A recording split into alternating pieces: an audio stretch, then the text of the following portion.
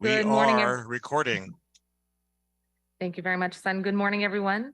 Today is Monday, November 21st, 2022, and I'm Teresa Mosqueda, Chair of the Select Budget Committee.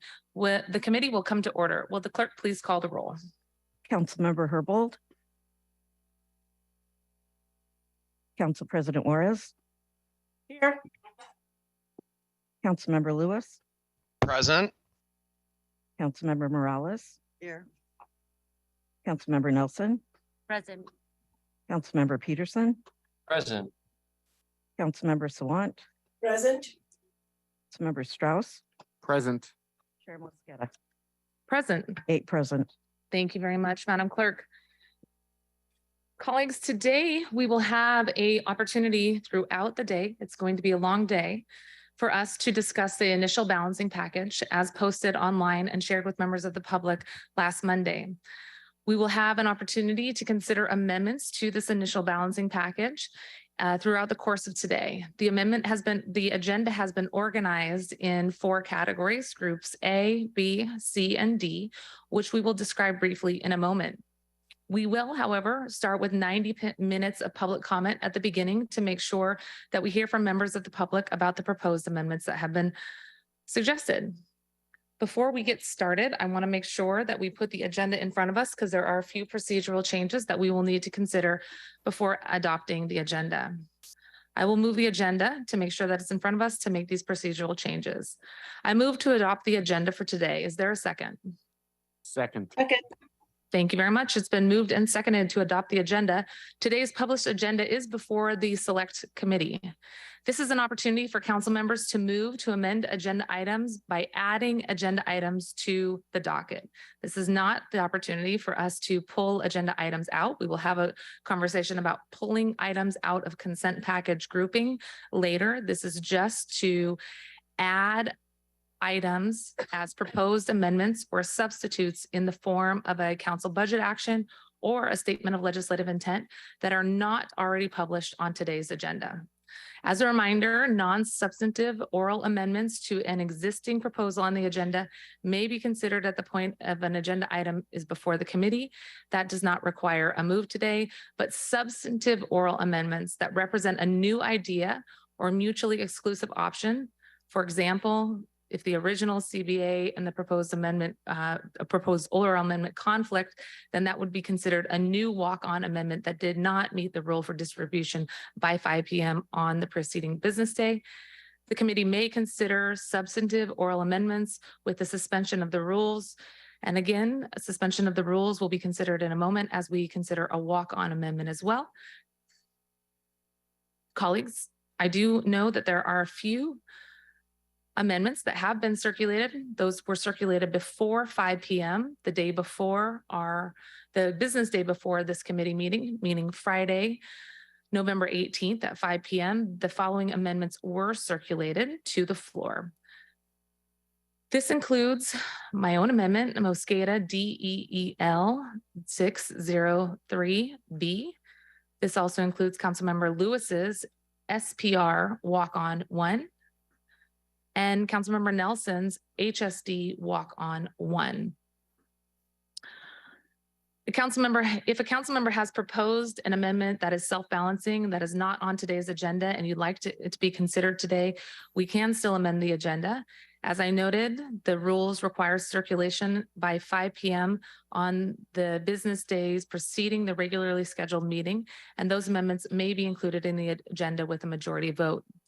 A vote to add these items to the calendar today is not necessarily a vote of support. It is simply a procedural motion at this point. Again, I'm aware of these 3 amendments that were circulated prior to the 5 p.m. deadline on Friday, November 18th. So as a courtesy to these colleagues, I will move all 3 of these amendments. I move that the agenda be amended to add Deal 603B001. This is a substitute for agenda item 172, which is Deal 603A. Also, SPR Walk-On 1. This is a new option for Office of Housing 600A001. This is a substitute for item 191 that will be at the end of Group D. And HSD walk-on 1, the new item circulated by Councilmember Nelson before the close of business on Friday. This would be considered as part of Group D. I moved that the agenda be amended to add these 3 items and that these items be placed after consideration on the corresponding voting group. Is there a second? Second. Thank you, Councilmember. Thank you, Councilmember. It's been moved and seconded to amend today's agenda by adding the above 3 amendments that were circulated before 5 p.m. on the preceding business day. Again, colleagues, there is no need to comment on the substance here. We will get into that later. This is just adding items to the agenda for today. And a vote on these items is not a vote in favor necessarily of the item. It is simply procedural at this point. Are there any additional comments? Hearing none, Madam Clerk, will you please call the roll on the adoption of the amendment to include these 3 substitute items that were circulated prior to 5 p.m. the preceding business day? Councilmember Herbold, Yes. Council President Juarez, Yes. Councilmember Lewis, Yes. Councilmember Morales, Yes. Councilmember Nelson, Aye. Councilmember Peterson, Yes. Councilmember Sawant, Yes. Councilmember Strauss, Yes. Chair Mosqueda. Aye. 9 in favor, none opposed. Okay, excellent. Thank you, colleagues. We have now amended the agenda to include these 3 substitute amendments that were circulated before 5 p.m. on the preceding business day. And I am aware of 1 amendment that was not distributed by 5 p.m. on the preceding business day. Colleagues, you have received an amendment that I have circulated this morning. This was circulated in partnership with Councilmember Strauss. There are 2 amendments that are already published on today's agenda. This includes HSD 020A002, which is regarding one call, and HSD 904A001, which is regarding case conferencing and seaplanes. The amendment that I circulated this morning is HSD 020C001.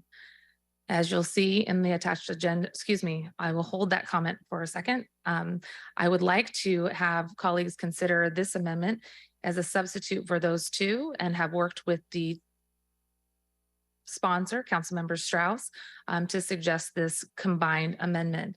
I will move to put this in front of us. Again, a vote to suspend the rules here is not an indication of support for this amendment, nor is this a vote to adopt it in our budget. This is purely a procedural motion to include this item for our consideration later in the agenda. I move to suspend the council rules to allow for consideration of amendment HSD 020C001 to include on the agenda because it was not distributed by 5 p.m. the preceding business day. Is there a second? Second. Thank you, council members.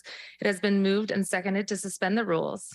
Will the clerk please call the roll on the suspension of the rules? Procedural motion only. Councilmember Herbold, Yes. Council President Juarez, Aye. Councilmember Lewis, Yes. Councilmember Morales, Yes. Councilmember Nelson, Aye. Councilmember Peterson, Yes. Councilmember Sawant, Yes. Councilmember Strauss, Yes. Chair Mosqueda. Aye. 9 in favor, none opposed. Thank you, colleagues. The motion carries and the rules are suspended, and we can proceed with consideration of the amendments to the agenda. Again, this is an agenda that I circulated this morning in partnership with Councilmember Strauss. This is to add HSD 020C001 to the agenda, and that it be placed for consideration at the end of the corresponding group. That would be Group B. Is there a second? Second. Thank you. It's been moved and seconded. For discussion, Councilmember Herbold. No? No. Okay. Thank you. Again, colleagues, thanks for taking the time to add this to the agenda. We'll talk more about this afternoon. This is in an interest in making sure that we did not have to choose between HSD 904 investments and HSD 020 investments, and appreciate the vice chair's flagging of possible options here along with the sponsor, Councilmember Strauss. Colleagues, thanks for considering this as part of the agenda. Are there any additional comments on the agenda? Hearing none, Madam Clerk, will you please call the roll? Oh, excuse me, Councilmember Lewis. We are at the point of considering adoption of HSD 020C. Council Chair Mosqueda, this is just a point of inquiry. After we make these final alterations, would it be possible for the clerks to recirculate the amended agenda, given the changes that we have made? No big deal if not, but I'm just curious. I will pause there 1 second to see if central staff has an answer. Thank you, Chair Mosqueda. Good morning, council members. For the record, Ali Panucci of your council central staff. We will not be able to recirculate an amended agenda, but we will, as we get to each group, be reminding council members of items that have been added for individual consideration or substitution. So we will remind you at each stage of the way, but the agenda is going to continue to evolve as you get through the day. And so we won't be able to update it in real time. No worries. Thank you, Councilmember Lewis, and I will do my best as well to remind folks about the items that we've added to the end of those groups. Councilmember Herbold? Thank you. I also have a procedural question, if I could. I was, I think, under the mistaken impression that items that we are now in this moment adding to the agenda are new items, not substitutes. But I've been hearing them described as substitutes for other versions, which now is making me wonder. I have a substitute in voting group C. Should I move to have that added to the agenda? I am going to pull one of the items already in group C for another version. I believe, I believe the answer is no, because it is going to be teed up as an oral amendment, and we really appreciate that you did the early work to share that information with members of the community in advance, but that is not substantive in nature and does not need to be added to today's agenda. You can make that motion when we get to that item. Very good. Thank you. Thank you, Vice Chair. And I'm seeing a thumbs up from the Deputy Director, Ali Panucci. So that's always a good sign when we're getting into the procedural motions at this hour of the day. All right, colleagues, thanks again. For the point of reference, we are at the point of amending the agenda by including HSD 020C as a possible substitute for today's deliberations. Hearing no additional comments, Madam Clerk, will you please call the roll on the adoption of the amendment? Councilmember Herbold, Yes. Council President Juarez, Aye. Councilmember Lewis, Yes. Councilmember Morales, Yes. Councilmember Nelson, Aye. Councilmember Peterson, Yes. Councilmember Sawant, Yes. Councilmember Strauss, Yes. Chair Mosqueda. Aye. 9 in favor, none opposed. Thank you very much, colleagues. Okay, the motion carries and the agenda is amended. And item HSD 020C will be considered on Group B at the end of that voting group. Are there any further amendments to the agenda? Hearing none. If there's no objection to today's agenda as amended, the amended agenda will be adopted. Hearing no objection to today's amended agenda, the amended agenda is adopted. All right, colleagues, thank you so much for helping to get the agenda in front of us today. As a reminder, we will have at least 90 minutes of public comment. I'm aware that there was a delay in the online setup for getting folks to register online. So in order for us to make sure that we give a few more minutes for people to be able to sign up in the full 2 hours, I do have a few comments just to get us started here, as folks may be still filling in the online form. As a reminder, all amendments today, including oral amendments, need to be self-balancing. We have put together a consent agenda package for you that includes groups B and group C. Group B is the heart of the chair's balancing package. And group C also includes amendments that we've possibly discussed in the past that are seen favorable and complementary to some of the existing items in the chair's balancing package. However, that does not necessarily mean that there won't be support for items A and items D from the chair. I do need to say, though, that if you do not have a funding source and still want to make a change to group B, that does require funding, then our package will no longer be balanced. And this will be a huge problem for central staff and for us. Today is the last day that we can consider amendments to the balancing package so that we can finalize the budget, have a technical vote next Monday, and have the council president steward us through the full council vote on Tuesday next week. Today is the last day that we can make amendments to the balancing package, and thus why it was so important to make sure that amendments that were being considered were self-balancing. If a council member is interested in pulling an item that requires an additional fund or funding source, this will not be taken lightly because we have to have a balanced budget, and we need that to be balanced by the end of today. So there is no time to go back to the drawing board for large ticket items that don't have funding associated. We do not have the ability to find money that does not exist. Today is to consider amendments that are self-balancing. And as noted in our communication on the process, we need this information last week so that we can work with central staff to ensure that self-balancing amendments are part of our deliberations today. So I will not be shy about noting when or if an action attempts to move forward an amendment that does not have a funding source.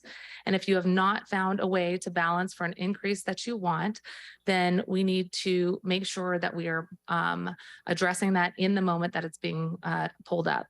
To repeat, you do not have to pull an item just to speak against it. I don't know if I've already said that, so apologies. Let me say this again. When we get to the actual agenda, and we start going through the consent package items in groups B and C. Colleagues, if there's pieces that you do not like, you don't have to pull an item out just to speak against it. If there's also pieces that you really like, that you sponsored, that you want to highlight for members of the community and the media, you can speak to it without having to pull it out.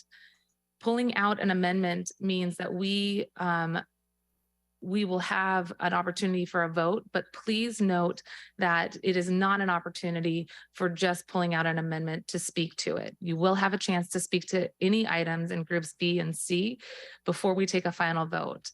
Please consider when we get to groups B and C that pulling things out merely to speak in favor or oppose, especially if you do not have a way to make it self-balancing, is highly discouraged and not what today is for. We can revisit the process for voting on these amendments and the grouping categories when we get through public comment. Now to some of the more exciting parts. To members of the public that are both listening online, watching on Seattle Channel, here with us in chambers, thank you for sticking with us through this really difficult budget season. When we say that this was a difficult budget to construct, I think you can see why. The sheer number of investments that are coming in reflect haircuts here and there to fund long existing priorities. We were faced with a $141 million operating deficit and $152 million operating deficit in the years 2023 and 2024.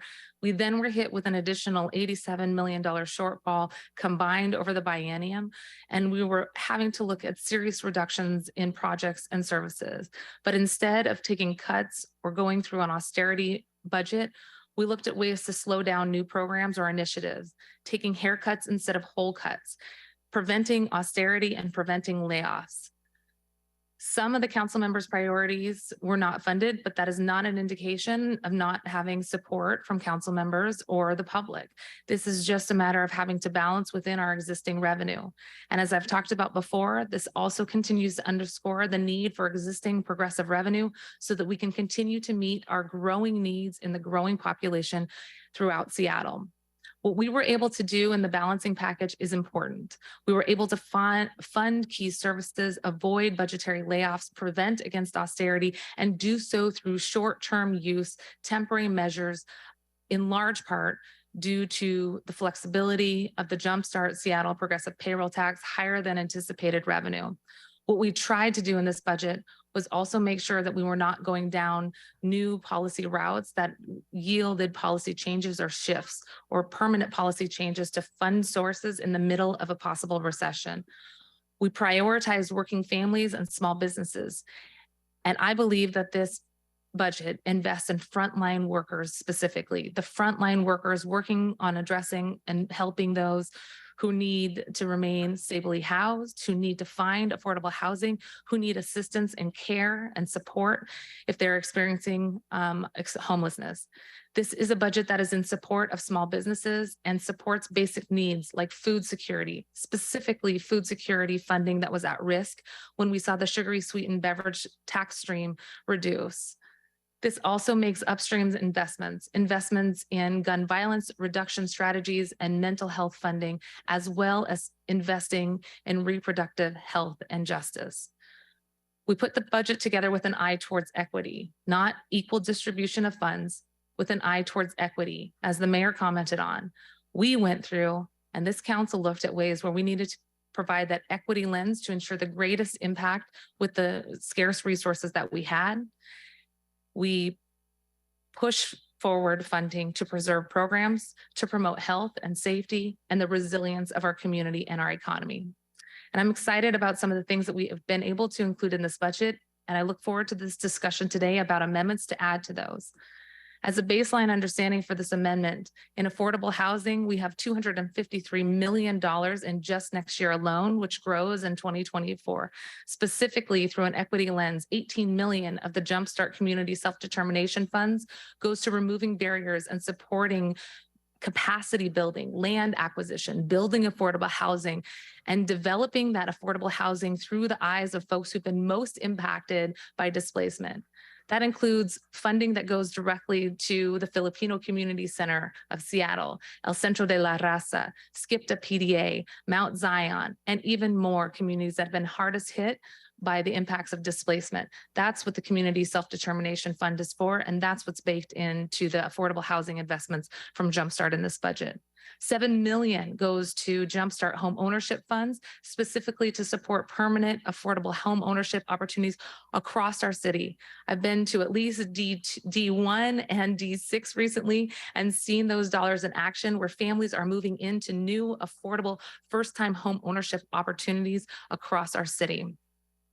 This budget invested over $20 million a year in Jumpstart equitable development initiatives, investments to support community-driven projects in communities most at risk of displacement, to advance economic opportunity, prevent displacement, and meet community needs with development that includes things like housing, childcare, space for small business, and cultural and community space.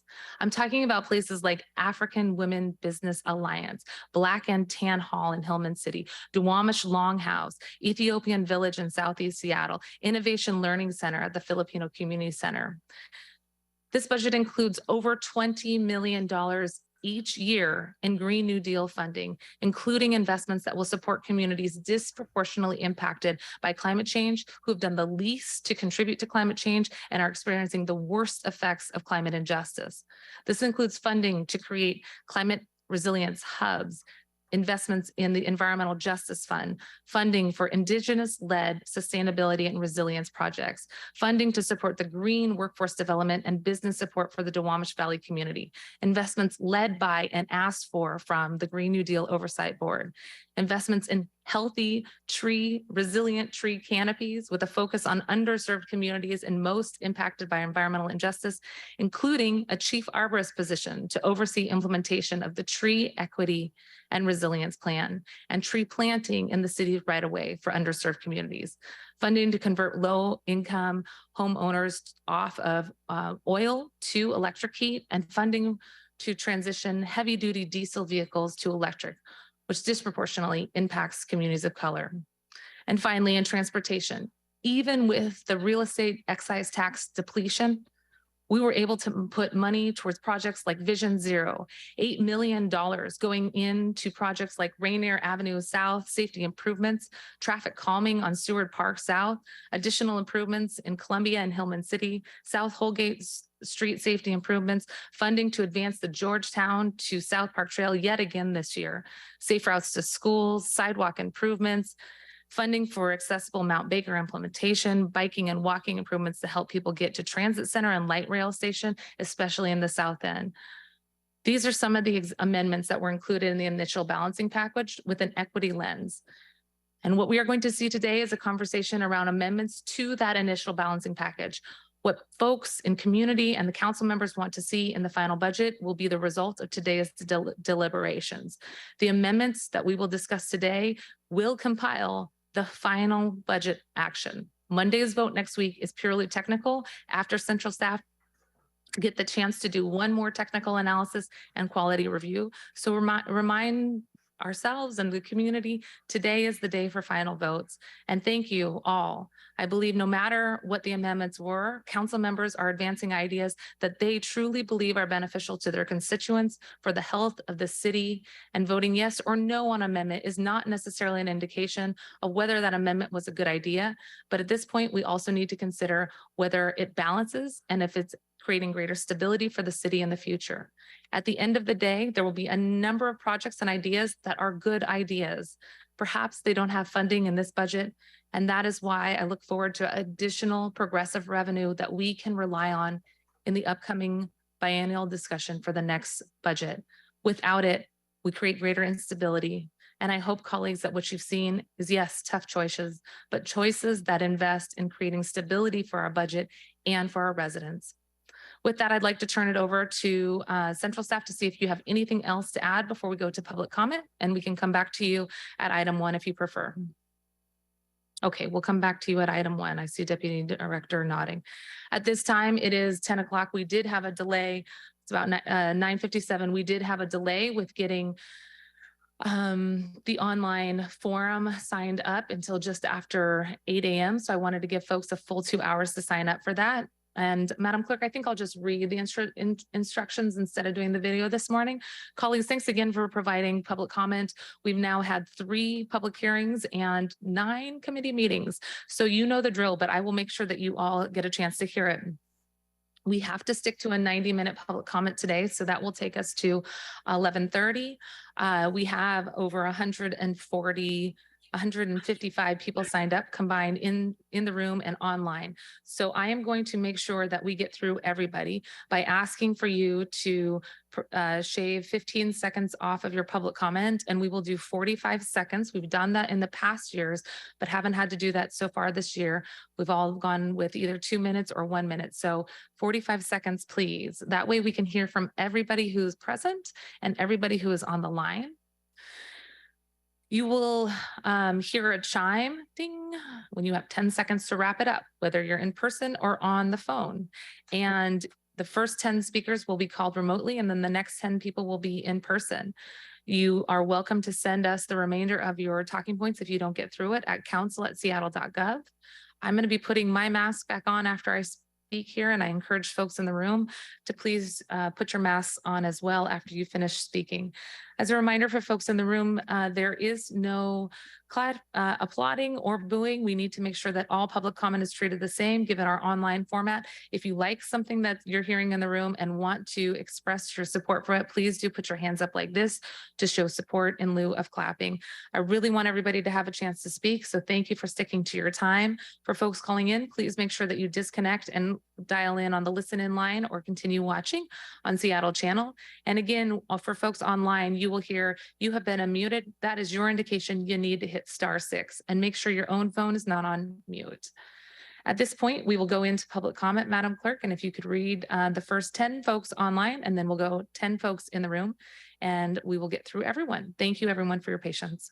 Thank you. The first 10 speakers, number 1 is Tanya Wu, followed by Chris Woodward, Emily McCarthy, Corey Crocker, Tiffany McCoy, Eric Fisk, Tess Wendell, Barbara Finney, and Kaylee Baldwin. Oh, thank you, Madam Clerk. Thank you for doing that. I did say 10 people. Thank you. We can do 1 or 2 at a time if you'd like, but yes, we will do those first 10 and then we'll go to the folks in the room. All right. Our first speaker is Tanya Wu. Hi, my name is Tanya Wu. Oh, hi, my name is Tanya Wu. I'm with Friends of the Chinatown 2 National District. And we've been coming to council meetings. We've provided public comments for 5 of these meetings. We met with many council members.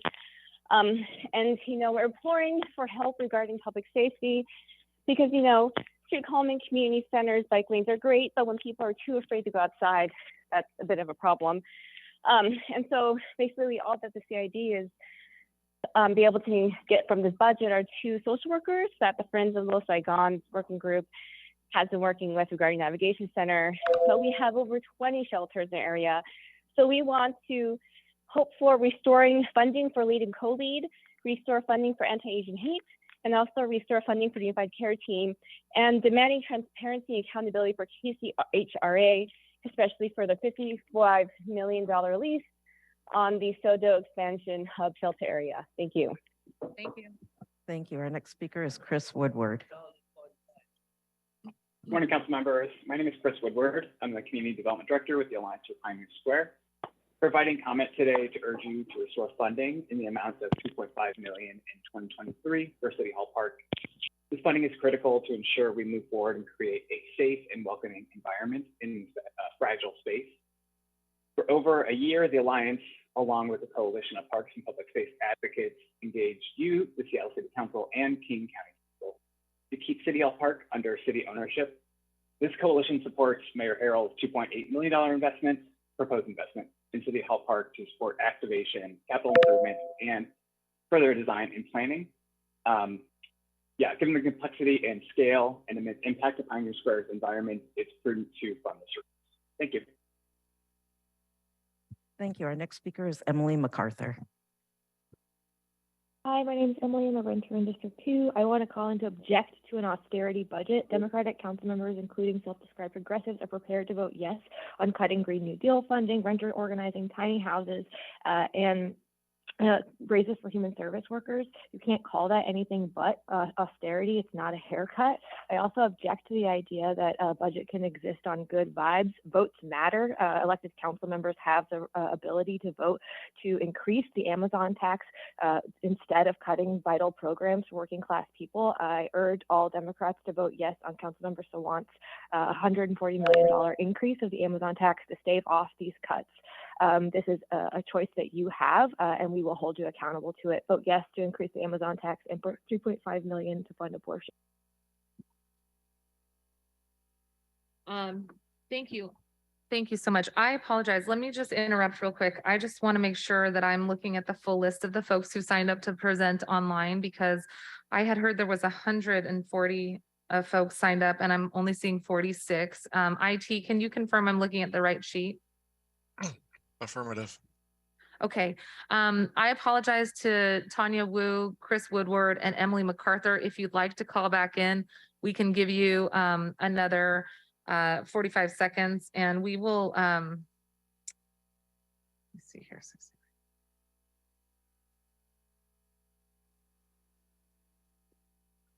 And we will do 2 minutes, the full 2 minutes that folks have had in the past. Apologies again to Tanya Wu, Chris Woodward, and Emily MacArthur. If you'd like to dial back in, we will give you a minute and 15 seconds back. For folks in the room, you can have 2 minutes. That I think still allows for us to hear from everybody who's online and the folks in the room. So apologies for the confusion. We'll do 2 minutes going forward. Thank you, Madam Clerk. Our next speaker is Corey Crocker. Good morning.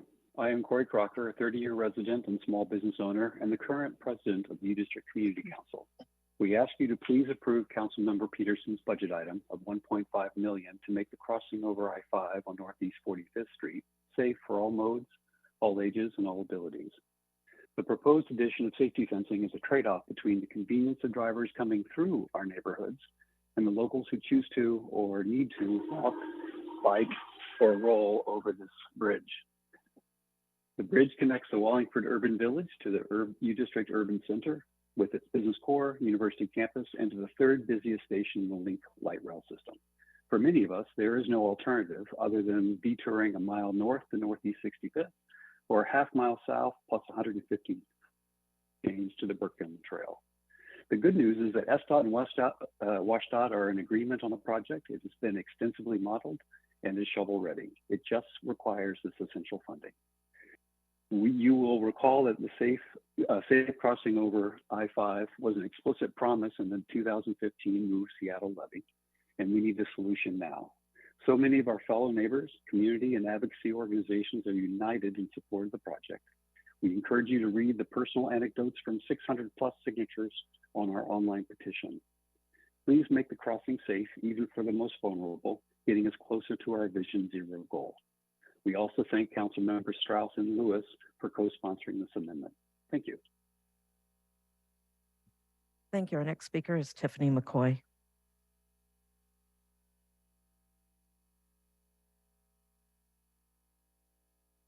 Good morning. My name is Tiffany McCoy. I am the Advocacy Director at Real Change, and I'm calling in to ask you to vote yes on the Municipal Housing Administration Team, CBA OH002B01 2023.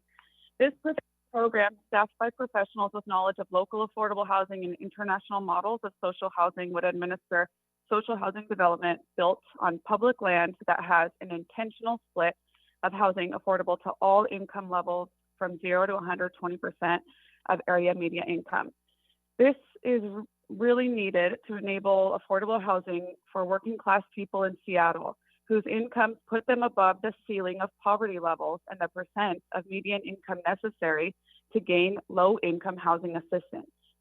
According to the most recent data from the US Census Bureau, 42.6% of renter households in Seattle are cost burdened, meaning that they're paying more than 30% of their income in rent. Every council member that has renters in their district, which is all of you, you have a proportion of your constituents who are rent burdened. So we need additional models of affordable housing in our city, and we need to implement them now. Please vote yes. Our neighbors deserve housing security, regardless of their income bracket. And Washington Can and the AIA Seattle have also signed letters to council members urging your support on these. Please stand with these community members to make sure that we have more affordable housing options for everyone in the city. Thank you. Our next speaker is, let's see, Eric Fix.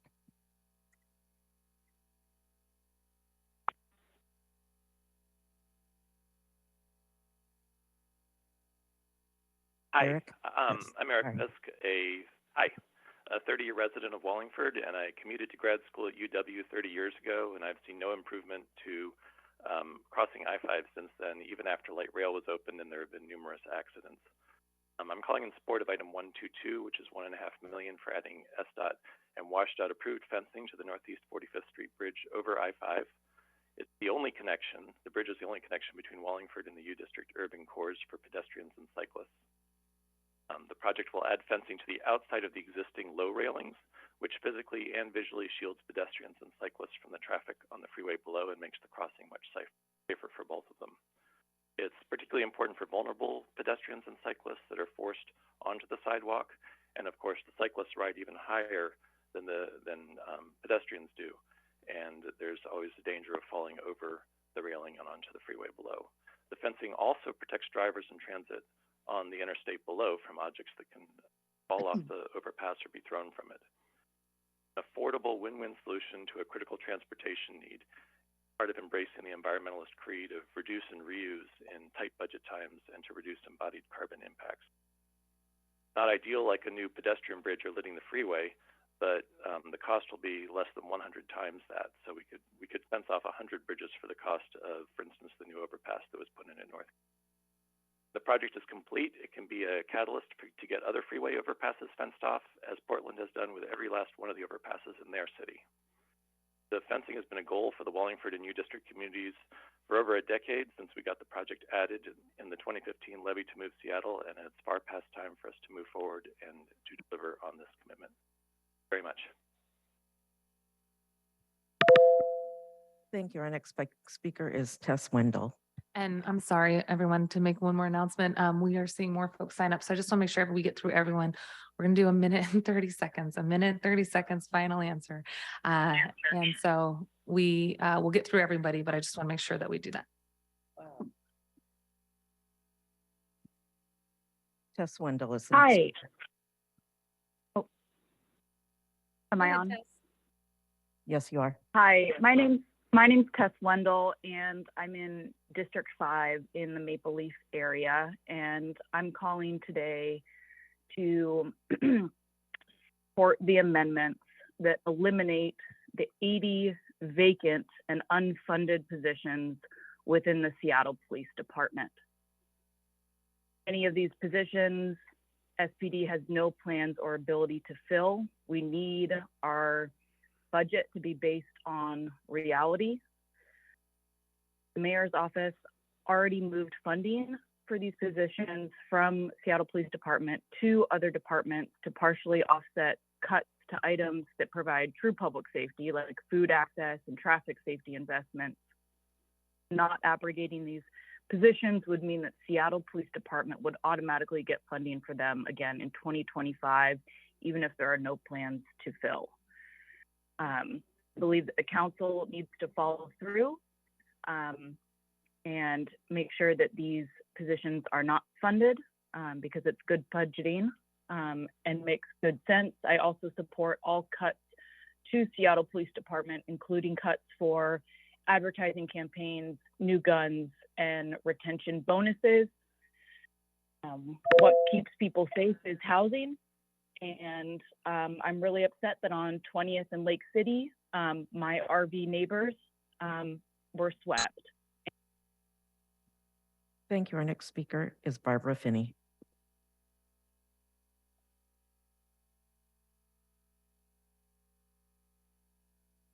My name is Barbara Finney, a retiree member of American Federation of Government Employees, Local 3197. Hundreds of working people and union members have joined the People's Budget Campaign in Councilmember Sawant's office to increase the Amazon tax by $140 million. When the council Democrats say you don't have sufficient revenues and you have to make haircuts, what I hear you saying is you're refusing to make big business pay for the economic crisis and have instead decided to put the burden on working people in vulnerable communities. I urge all Democrats on the City Council to join Councilmember Sawant in rejecting an austerity budget by increasing the Amazon tax by $140 million and make the richest corporations in our city pay for the economic crisis and recession, not working people in vulnerable communities. Fund public needs, including access to free abortion. Last week, MLK Labor Council passed a resolution urging the City Council to fund abortion care for all the city. Abortion rights, including access to free abortion, are workers' rights. Increase the Amazon tax by $140 million, fund what's needed. There's not a scarcity of resources to meet the housing, healthcare, and transportation needs of working people in our community. There's a lack of political will to tax the rich and allocate city funds in a socially responsible manner. It's unfortunate the City Council Democrats say there's not enough revenues. There is. Increase the Amazon tax. Thank you. Our next speaker is Kaylee Baldwin. Hello, my name is Kylia Baldwin. I'm speaking today as a staff member of Puget Sound Stage. I'm a queer Black woman born and raised in District 1. I support the Solidarity Budget and ask that you protect Jumpstart investments and that you prioritize investments in our most vulnerable communities over policing and punishment. I support Jumpstart funds going to what the original community supported, towards the original community supported spending plan. By only allowing Jumpstart to be spent on items other than affordable housing, like affordable housing, the Green New Deal, equitable development, and economic revitalization in 2023 and 2024, the balancing package rejects the mayor's attempt to permanently raid Jumpstart. I reject the mayor's attempt permanently to fund affordable housing and his proposal to use Jumpstart as another slush fund for SPD. Jumpstart should not be used to backfill budget deficits when those beneficial programs and services could be funded by diverting funds away from the Seattle Police Department. Keep parking enforcement in SDOT and out of SPD. Vote yes on amendments that remove those 80 ghost cop positions. Vote yes on cuts to SPD funding for advertisement campaigns, new guns, and retention bonuses. Vote yes on amendments that invest in our communities through bolstered options for affordable housing and community development and green jobs and power solutions, not policing and punishment. Thank you. Madam Clerk, let's go back to Tanya Wu and Emily MacArthur for 45 additional seconds, and then we will go to folks in the room here. Tanya Wu and Emily MacArthur had 45 seconds to begin with, so we'll give them another 45 to get them to a minute and a half. Thank you. Tanya Wu, you're up. Hi, this is Tanya again. So I just want to reiterate, I'm asking for the council to consider restoring funding for LEAD and co-LEAD, to restore funding for anti-Asian hate, and restore funding for the United Care Team, which their garbage pilot in the CAD has shown effects. And I'm asking that, the council demand transparency and accountability for KCRHA. And if you're looking to balance, I recommend that, you fund the three things I stated earlier over that one last thing, because we really have been seeing the effects of those three things, but not that last one. So thank you. Thank you. Next up is Emily MacArthur. Hi, I'd like to urge you to add $500,000 to fund the Northwest American Museum's reopening by reducing the Seattle Police Department's advertising budget, and $200,000 for the Clean Greens program to deliver fresh vegetables to low-income neighbors. Both are essential and beloved cultural and health initiatives for the Central District community. Also, I want to just reiterate the point that council members do have a choice to make today, whether or not to cut the budget, which is the choice that's before you, or to increase the Amazon tax by $140 million by voting yes on Councilmember Sawant's Amazon tax increase of $140 million, which is supported, as was previously stated, by hundreds of union and community members. Vote yes rather than voting for austerity and standing with billionaires and big business. Thank you. We'll now move to the in-person speakers. And the first person up is Gordon Paddleford, followed by Anita Freeman. Good morning, council members. My name is Gordon Paddleford with Seattle Neighborhood Greenways. Last Friday, we printed a banner to memorialize the 189 people who've died on our streets, walking, biking, driving, since the city adopted Vision Zero in 2015. And unfortunately, we had to go out and buy a Sharpie to update that because an 83-year-old woman was killed walking in West Seattle this past weekend. And these people were our friends, our neighbors, our family members, our colleagues, our community members. These aren't just statistics, and these are preventable tragedies, and we know how to prevent them. And all these people should still be here with us. 80% of the pedestrians who've been killed on our streets have been killed on multi-lane arterials. We know how to redesign these streets, and I'm grateful that the budget starts to take some actions towards that. So as you are reviewing amendments today and you're thinking about the future and possible policy initiatives, please remember these people who've died on our streets. As you're thinking about sidewalks and bike lanes and school zones and VLF and parking enforcement, really come back to how do we create a safe system where people can make mistakes and everyone can still be safe and get home to their loved ones. Thank you. Thank you. Our next speaker is Anita Freeman, followed by Reverend Harriet Walden. Good morning. My name is Anitra Freeman with an R. I'm with WHEEL and Women in Black. We support the solidarity budget. And we are standing a special vigil on December 21st. It's our annual candlelight vigil where we name every homeless person who died outside or by violence in King County in the year. And this year through October, it's already 216. Friends, family, and loved ones come to our vigils and to our leaf dedications. It's testimony that every one of these people loved and was loved by someone.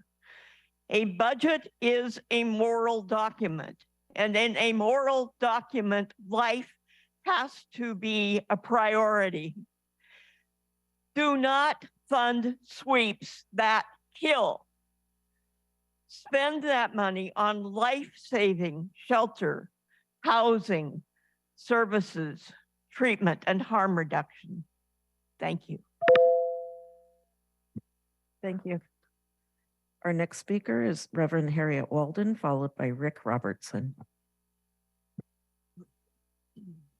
Good morning. Thank you. My name is Reverend Walden. I'm speaking for Mothers for Police Accountability this morning.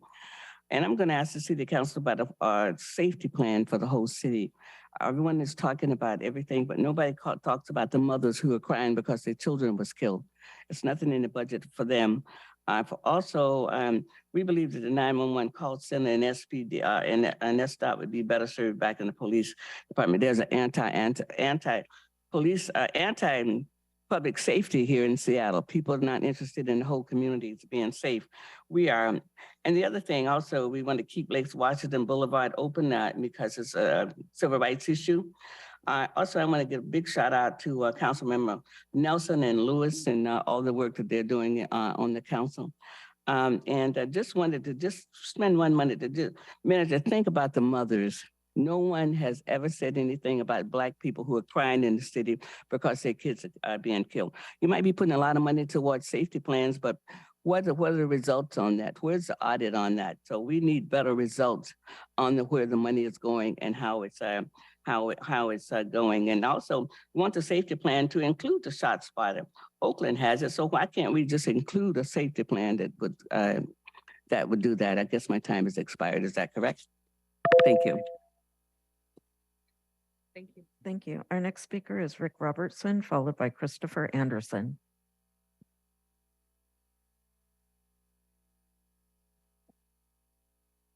Good morning, council members.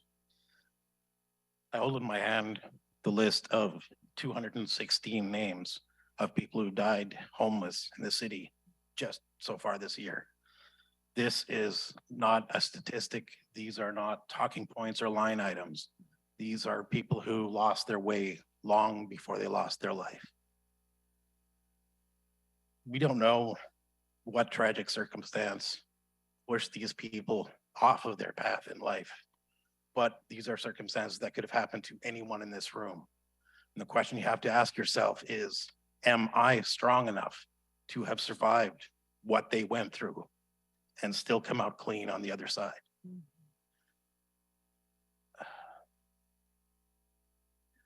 Many of these people might have been saved by being in the right place in the right time and speaking with the right person who had the right amount of resources to help them. More affordable housing, more harm reduction, more treatment will help these people get off of their current path and back into society. I want to thank Chairman Mosqueda and the rest of the council for the hard work you've done in restructuring this budget and help these vulnerable people. Please remember that before you marginalize, criminalize, or demonize these people, it could have easily been any one of us. Thank you. Thank you. Our next speaker is Christopher Anderson, followed by Peter Condit. Thank you. As you've heard, these 216 people are real people.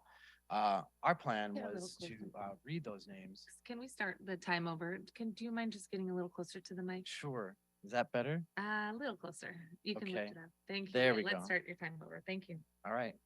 These are people that we would have liked to have said their names to you.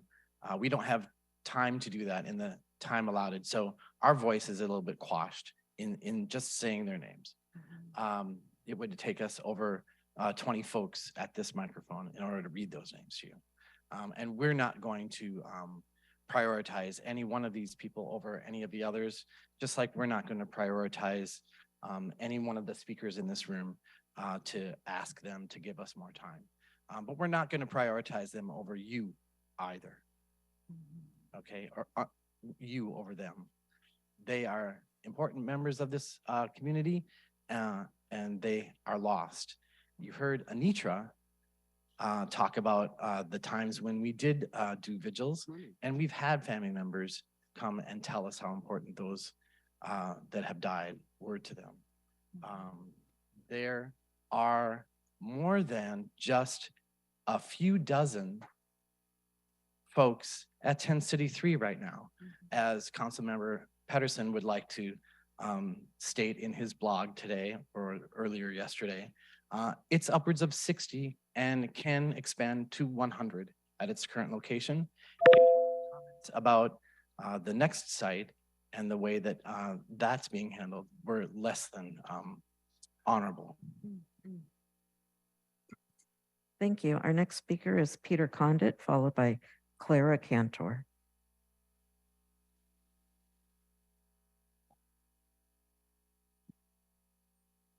Good morning, council members.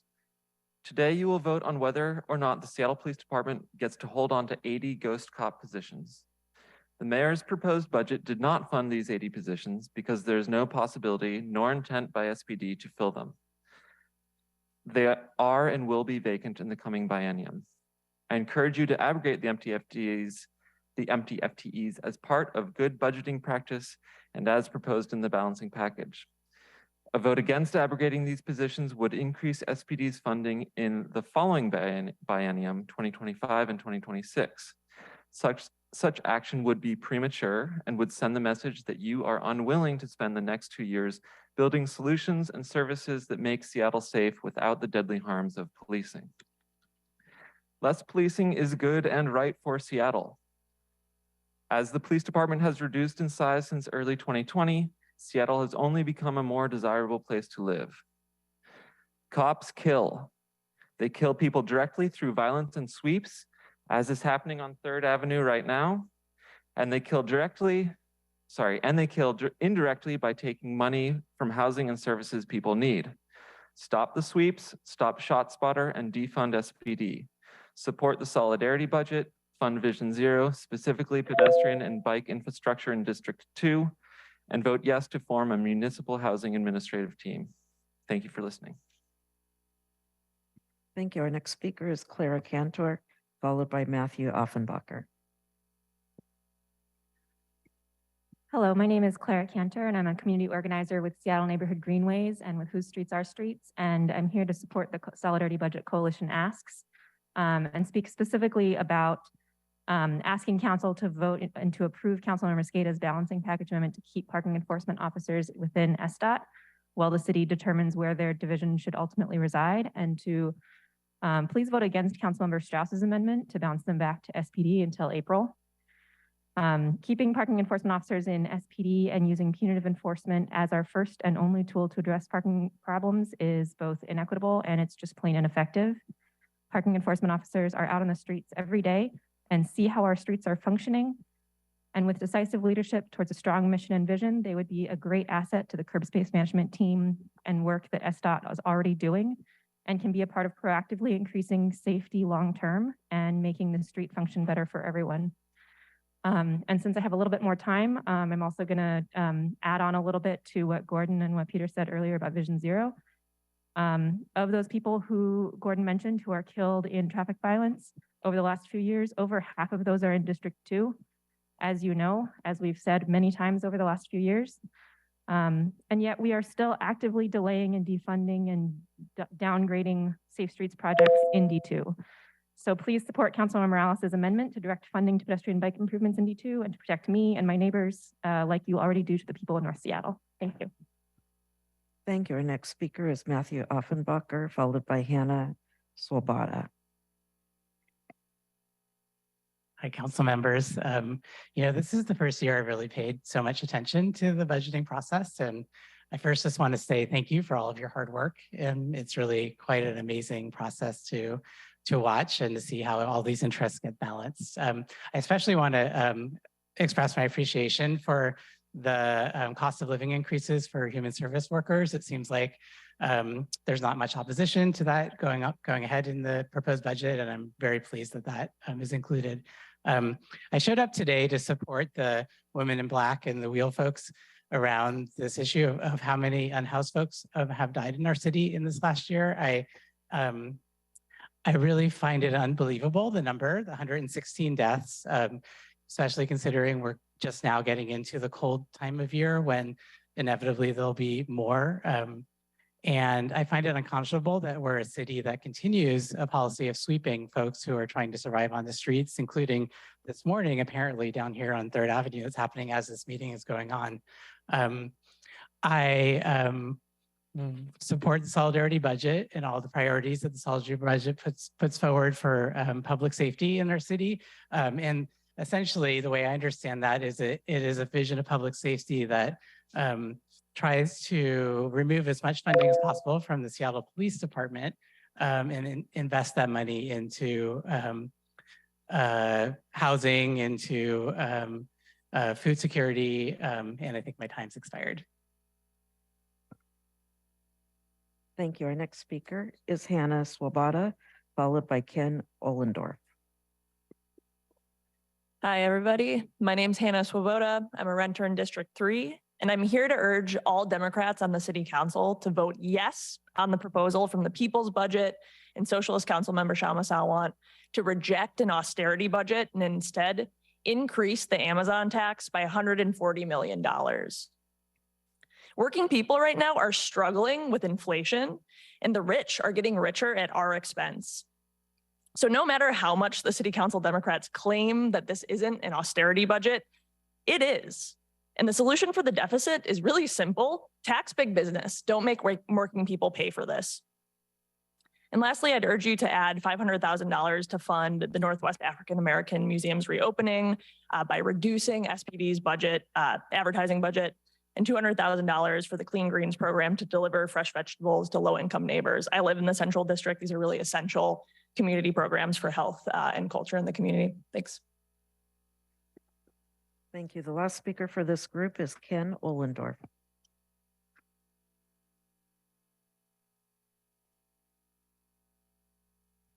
Good morning. I'm Ken Ohlendorf.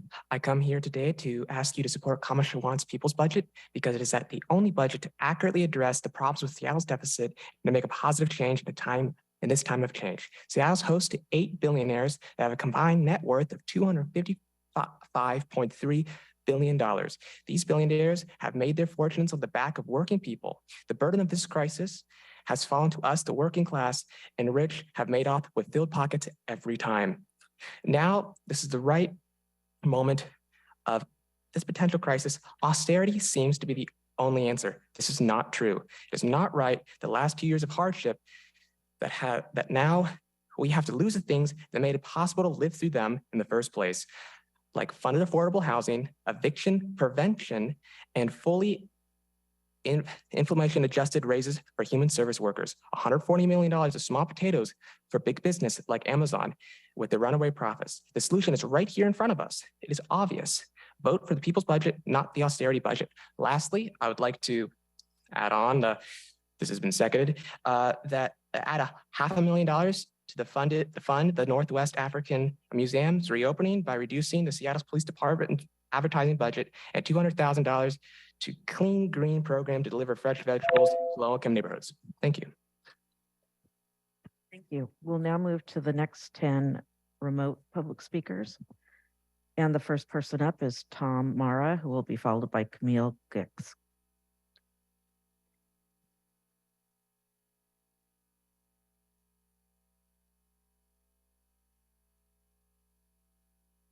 Thanks again for bearing with me.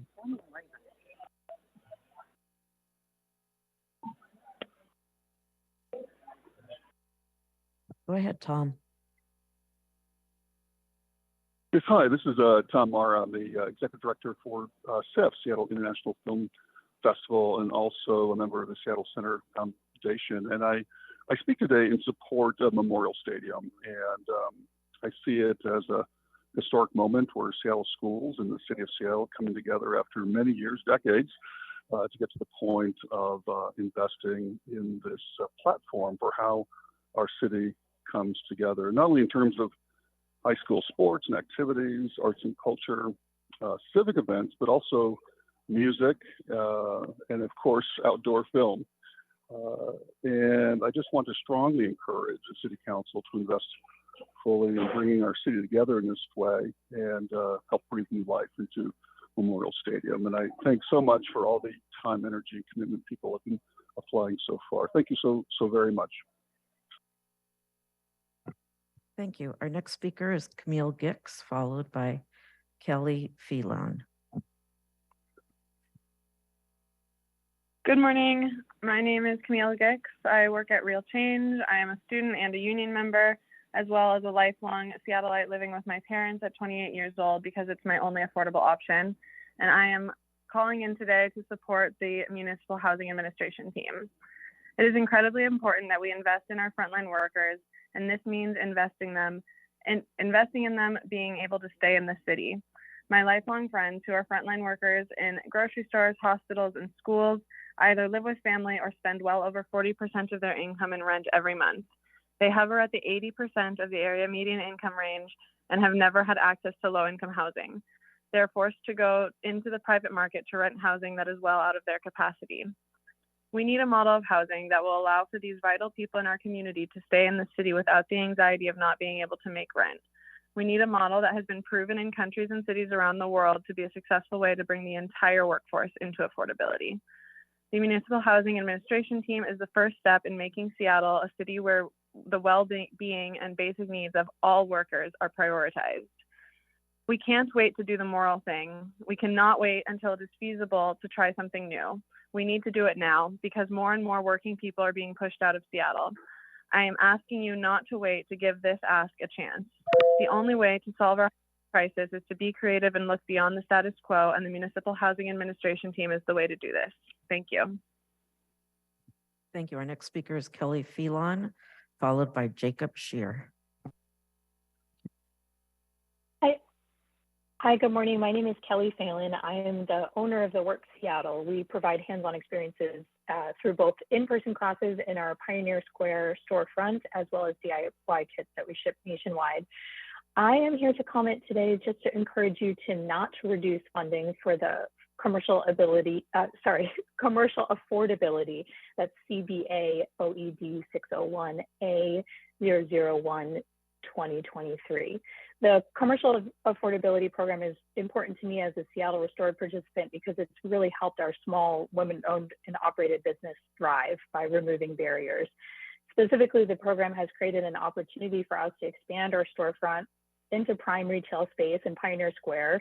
We've learned so much through that process, and because of the program, we've also been able to invest our dollars in hiring additional staff to help us grow, which has been huge. So we truly could not be doing what we're doing today without this program. And having the support of the city through this type of programming is so essential to small businesses, I think, across Seattle, as we're continuing to rebound from the COVID-19 pandemic, and not just to have our small businesses surviving, but to really see them thriving. I just wanted to comment that some small businesses in Seattle need your support now more than ever, and I urge you to support the commercial affordability programming to continue to invest in our small businesses. Thank you. Thank you. Our next speaker is Jacob Shear, followed by Kaz Khan. Hi, my name is Jacob Shear. I'm an organizer in the Real Change Advocacy Department, as well as a rank and file member of IBW 89. And I'm speaking today to urge all council members to include Council Member Morales' amendments to create a municipal housing administration in the budget and to begin the process of building and acquiring social housing throughout Seattle. Social housing is an internationally successful model proven to create more equitable and affordable cities, and to not make an effort to fund it in the 2023 budget would be a blatant refusal by council members on taking urgent action on displacement, homelessness, and affordability in Seattle. And we can't accept a status quo of Seattle that's defined by rent burden, homeless deaths, and displacement, and a city that's only really available to the wealthy. And it's very clear that our current approach is not enough, and there's no reason or excuse for not trying models of affordable housing that have proven to be successful throughout the world, including here in the United States. So I urge all council members to include Councilmember Morales' amendments to create a municipal housing administration in the budget. Thank you. Thank you. Our next speaker is Kaz Khan, followed by Joe Riley.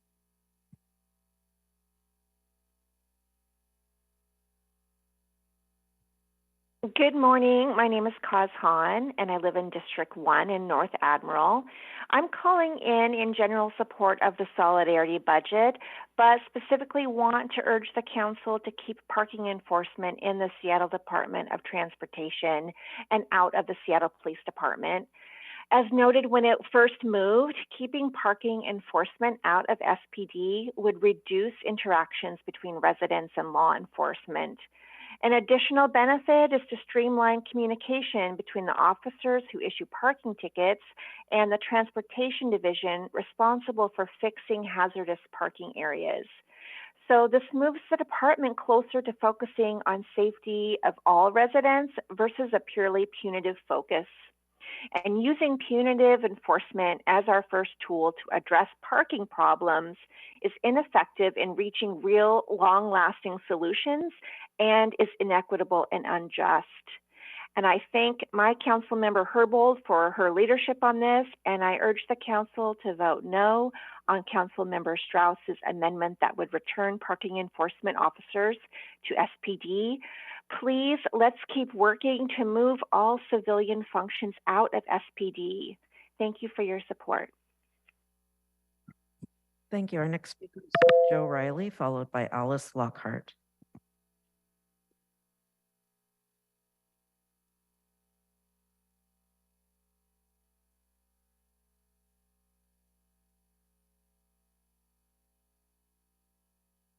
Joe, you got to hit *6.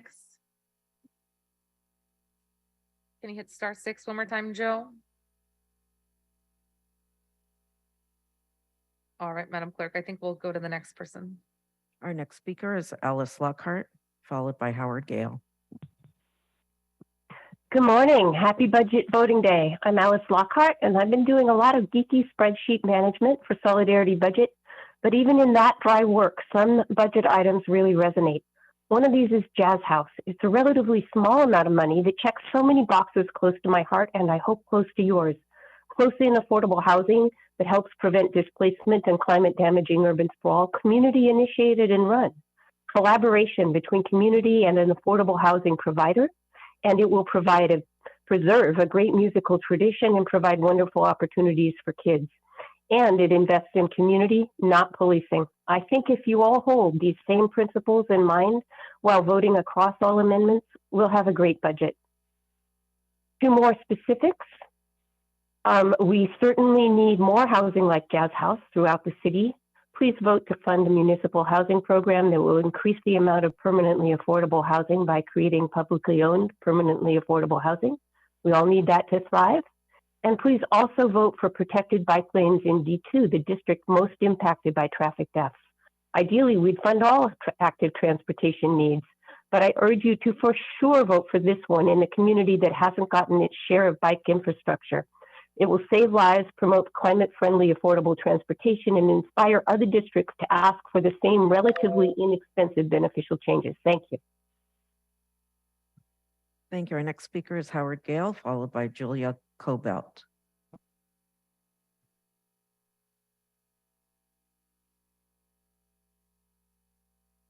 Good morning. Howard Gale with seattle.gov.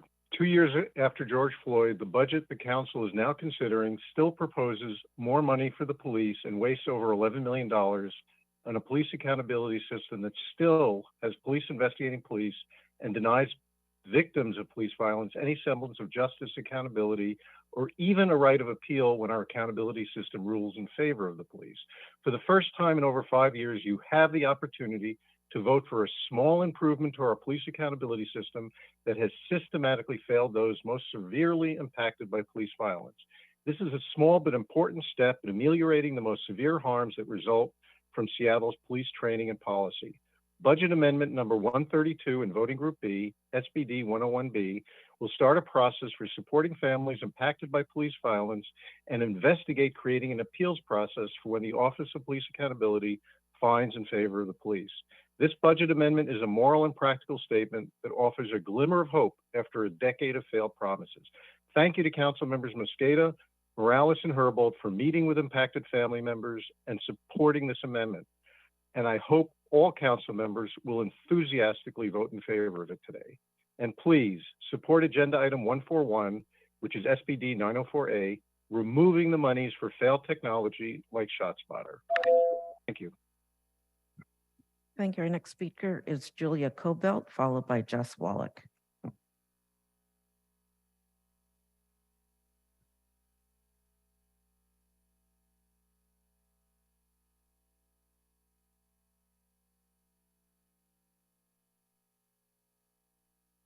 Hi, my name is Julia Cobelt. I'm a rank and file member of UAW 4121 and a renter in District 6.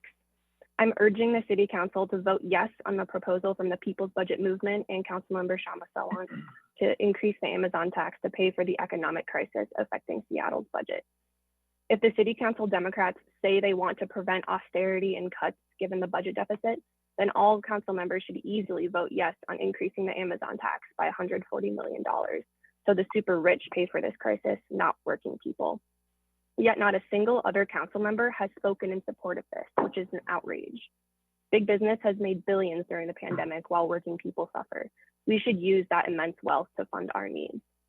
Last week, the MLK Labor Council passed a resolution urging the city council to fully fund abortion care in Seattle, which shows what's possible when workers get organized across different unions and industries and fight for clear demands that unite us.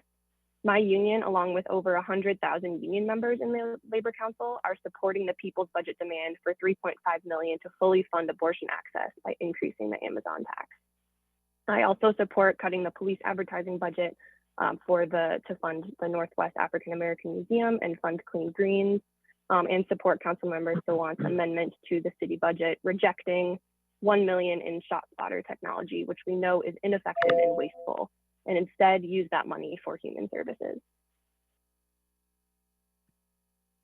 Thank you. Let's go back to Joe Riley.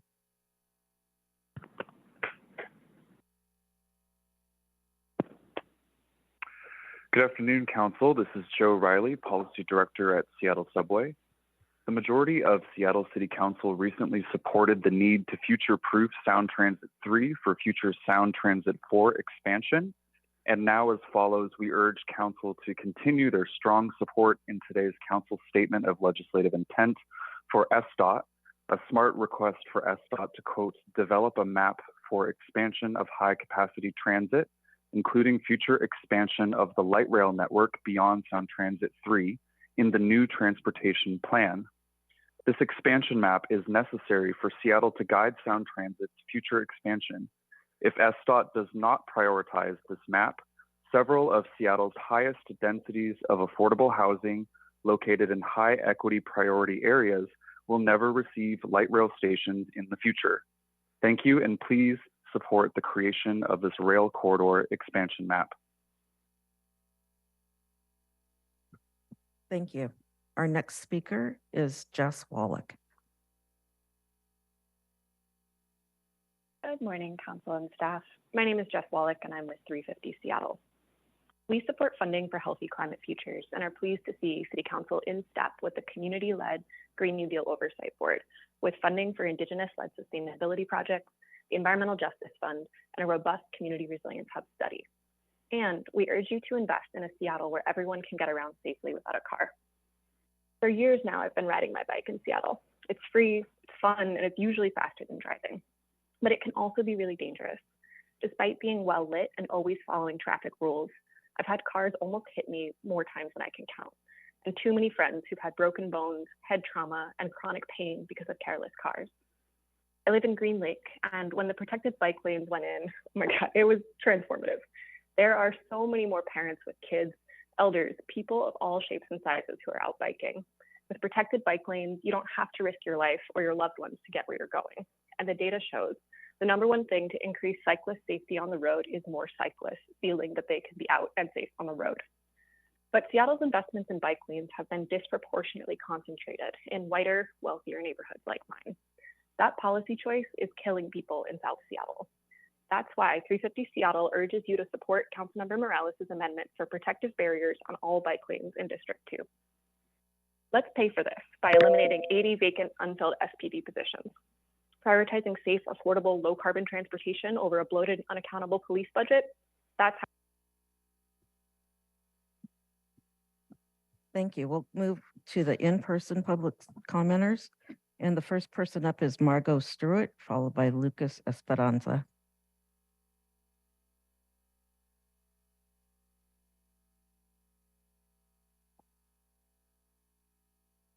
Hey, my name is Margot. I live and work on First Hill, and I'm here to vote or urge all council Democrats to vote yes on the proposal to raise the Amazon tax by $140 million, put forward by our People's Budget Movement and by Councilmember Sawant.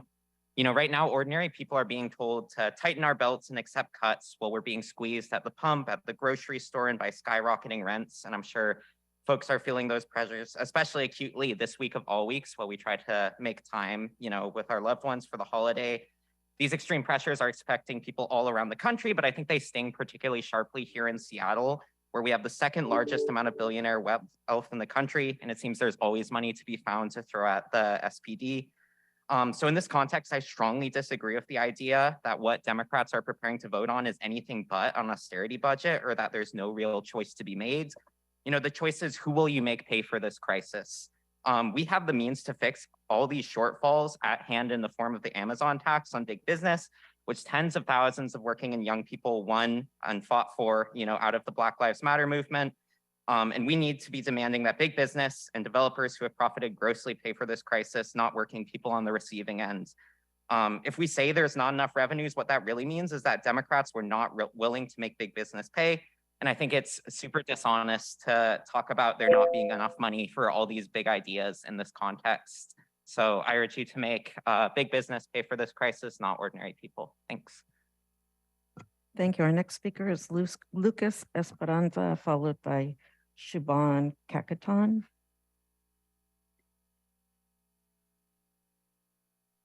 Hello, I'm here to advocate for the demand that the Seattle City Council support the People's Budget campaign by raising the Amazon tax by $140 million. Moreover, I urge that the council vote yes on the amendment to support free abortion access for all. Right now, abortion access and reproductive health care has been endangered due to the Supreme Court's repealing of Roe versus Wade. And although Seattle is considered an abortion sanctuary city, it is vital that the city council continue to take more robust action on such matters immediately. It is estimated that it would cost only a few million a year to fund every abortion in Seattle, and this would likely be less than 1% of the Seattle police budget, and even less of a fraction of the profits that the executives and major shareholders of companies like Amazon and Starbucks have made during the pandemic. We must fight to increase the Amazon tax by $140 million to fund a people's budget, including affordable housing, inflation-adjusted wage increases for social and human service workers, Green New Deal programs, homeless services, and eviction protection for renters, and free abortion access for all. Thank you. Thank you. Our next speaker is Shuban Kakatan, followed by Natalie Bailey. Hello, my name is Shaban Kukarubin, and I'm a student studying public health at the University of Washington. I ask all city council members to vote yes on Councilmember Kshama Sawant's proposed legislation to increase the Amazon tax by $140 million. Anything short of this measure will be inadequate to address the economic crisis Seattle faces today. Rents, which were already skyrocketing before inflation, have further increased in price, resulting in one of the highest homeless populations in the country. Deaths among homeless people remain at inhumane levels.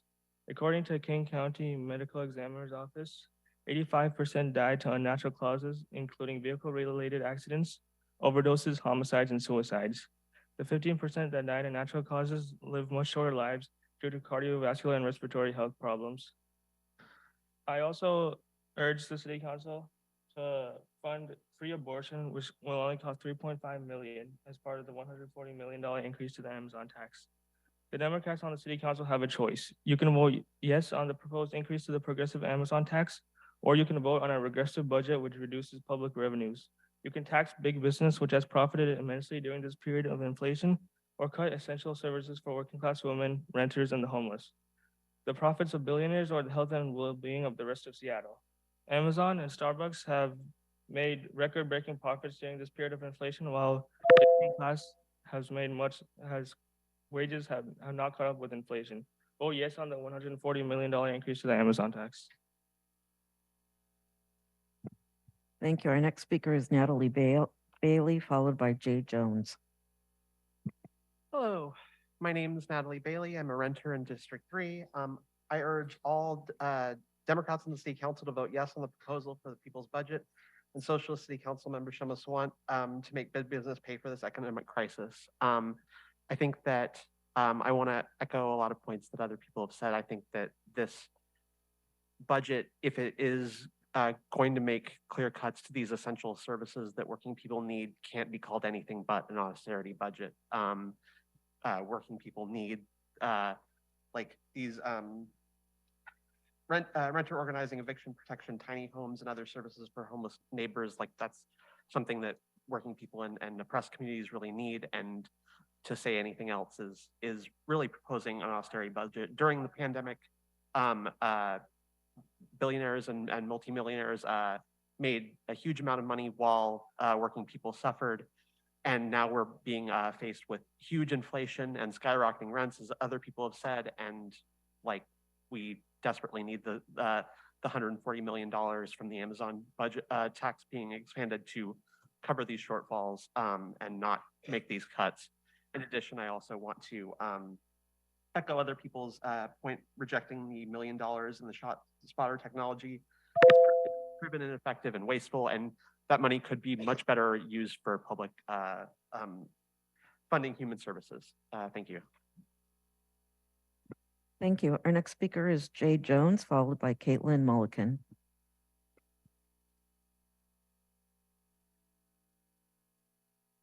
Good morning, Council. My name is Jay. I'm a member of Stop the Sweeps and Solidarity Budget. I actually came with a different script for comment than I'm reading to you now, because as I walked up to City Hall, I passed by a sweep happening just a block away that you could actually see if you look at these glistening windows of City Hall down on the folks suffering at your feet. We actually know some of the folks down there, so I struggled to stay here and talk with you instead of going to support people who we've come to know, because honestly, I don't expect you to stand up to Harold and cut the funding for the sweep crew. But I stayed because this sweep is one of hundreds and hundreds that occur throughout the city each year. We know, we're at most of them. Like all those other sweeps, it will do nothing to meaningfully address homelessness, which is a feature, not a bug, of inequality-induced poverty and the severe lack of affordable and supportive housing and other necessary services in the city. Instead of addressing this, you all plan to spend $38 million next year to repeat the cycle of throwing people's stuff away and sweeping them along under threat of arrest just to be swept again another day. Defund sweeps and end them entirely. This inhumane and senseless practice does not belong in our city. And honestly, you all should be ashamed of yourselves. Fund services, not sweeps. Thank you. Our next speaker is Caitlin Mulliken, followed by Rose King.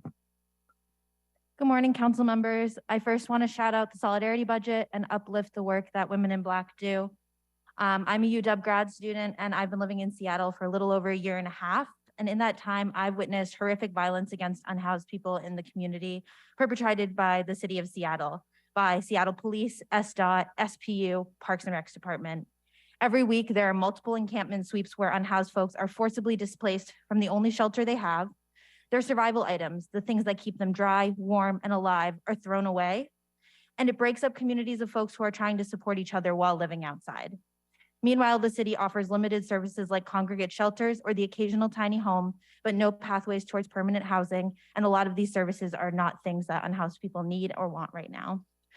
As people have mentioned this morning, starting at 9 a.m., there was an encampment sweep one street over on 3rd and Cherry. I've been with a mutual aid group weekly going out there to serve food and hand out supplies and get to know the folks living out there. So it's very hard to see that happening every week down there. Meanwhile, the city is set to direct $38 million towards items that will increase sweeps. Why aren't we funding housing solutions instead?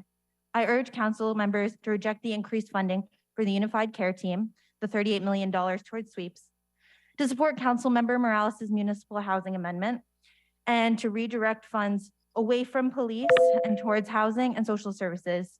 Sweeps kill, and without shelter, people die. We need services, not encampment sweeps. Thank you. Our next speaker is Rose King, followed by Joy.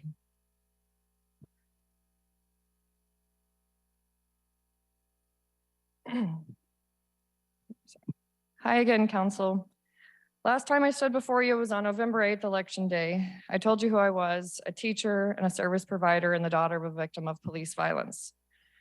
I and many others told you what we wanted, to reject the $38 million that are earmarked for violently sweeping our neighbors via the Unified Care Team.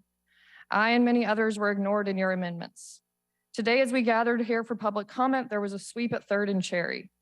Today, as we convened in a warm building and exchanged pleasantries about our families, there were police waking, harassing, and threatening folks who were hunkered down in 42-degree weather. My heart was so torn choosing to spend time here for public comment when hearts were crying out in need outside our doors. I do not understand why council is choosing to look away from the near doubling of our sweep budget when we know that sweeps destroy belongings, they disrupt connection with service providers, and most importantly, they disrupt community. These things kill people, and we know that. I don't know why council is okay with increasing with the mayor's proposal to increase the bloodshed on our collective hands as a city that funds sweeps. Homelessness itself is an assault on human rights. By funding sweeps, we are funding cruel and unusual punishment to those whose human rights are already being violated. Because we have been ignored in our pleas to reject increased funding for sweeps, I will do the political thing and I will support the amendments that fall closest to what I want. I support the municipal social housing amendment sponsored by Councilmember Morales, who worked with House Our Neighbors, and I support any amendments to move funding away from SBD and those that increase police.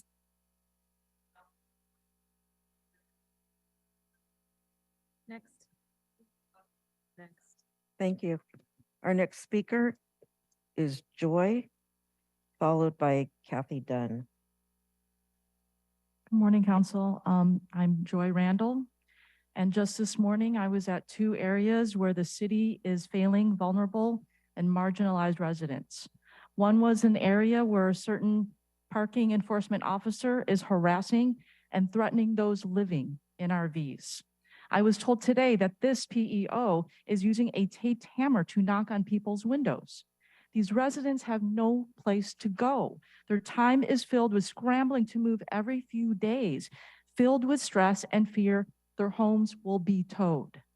Right afterwards, on my way here, there was a surprise sweep just down the street at 3rd and Cherry, as you've already heard. And I appreciate Councilmember Morales stopping by and at least asking questions to that park supervisor.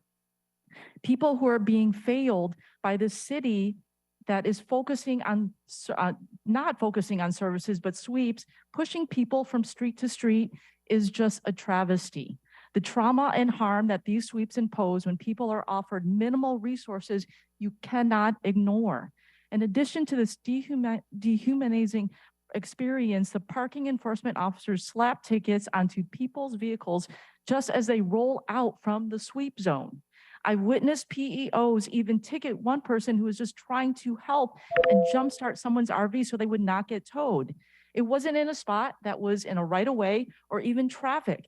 These PEOs are just abusing their power and harassing people. It is just dehumanizing, criminalizing, and Thank you. Our next speaker is Kathy Dunn, followed by Cortez Jones. Can you hear me? Okay, I'm Kathy Dunn.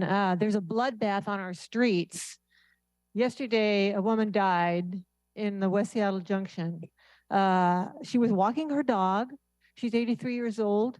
She was hit Saturday. She passed away yesterday. I could have been that woman. I crossed in the same place where she crosses. There's a very unsafe 5-way intersection that's designed strictly for cars. And at our age, we have reduced reflexes, inability to judge distances, eyesight problems, and inability to walk fast. This morning, a person died on Aurora. That's number 9 in 2 months on Aurora, was killed by a vehicle. People don't feel safe on our streets, and they're going out and doing guerrilla crosswalks, which are immediately erased by SDOT, and they say that there's a false perception of safety. Well, somebody went out there and wrote the text on that X crosswalk and wrote, "There's a false perception of safety if you cross here." Okay, so we need an increase in our SDOT budget for safety, street safety, and improvements in District 2 especially. Thank you very much. I support those amendments. Thank you. Our next speaker is Cortez Jones.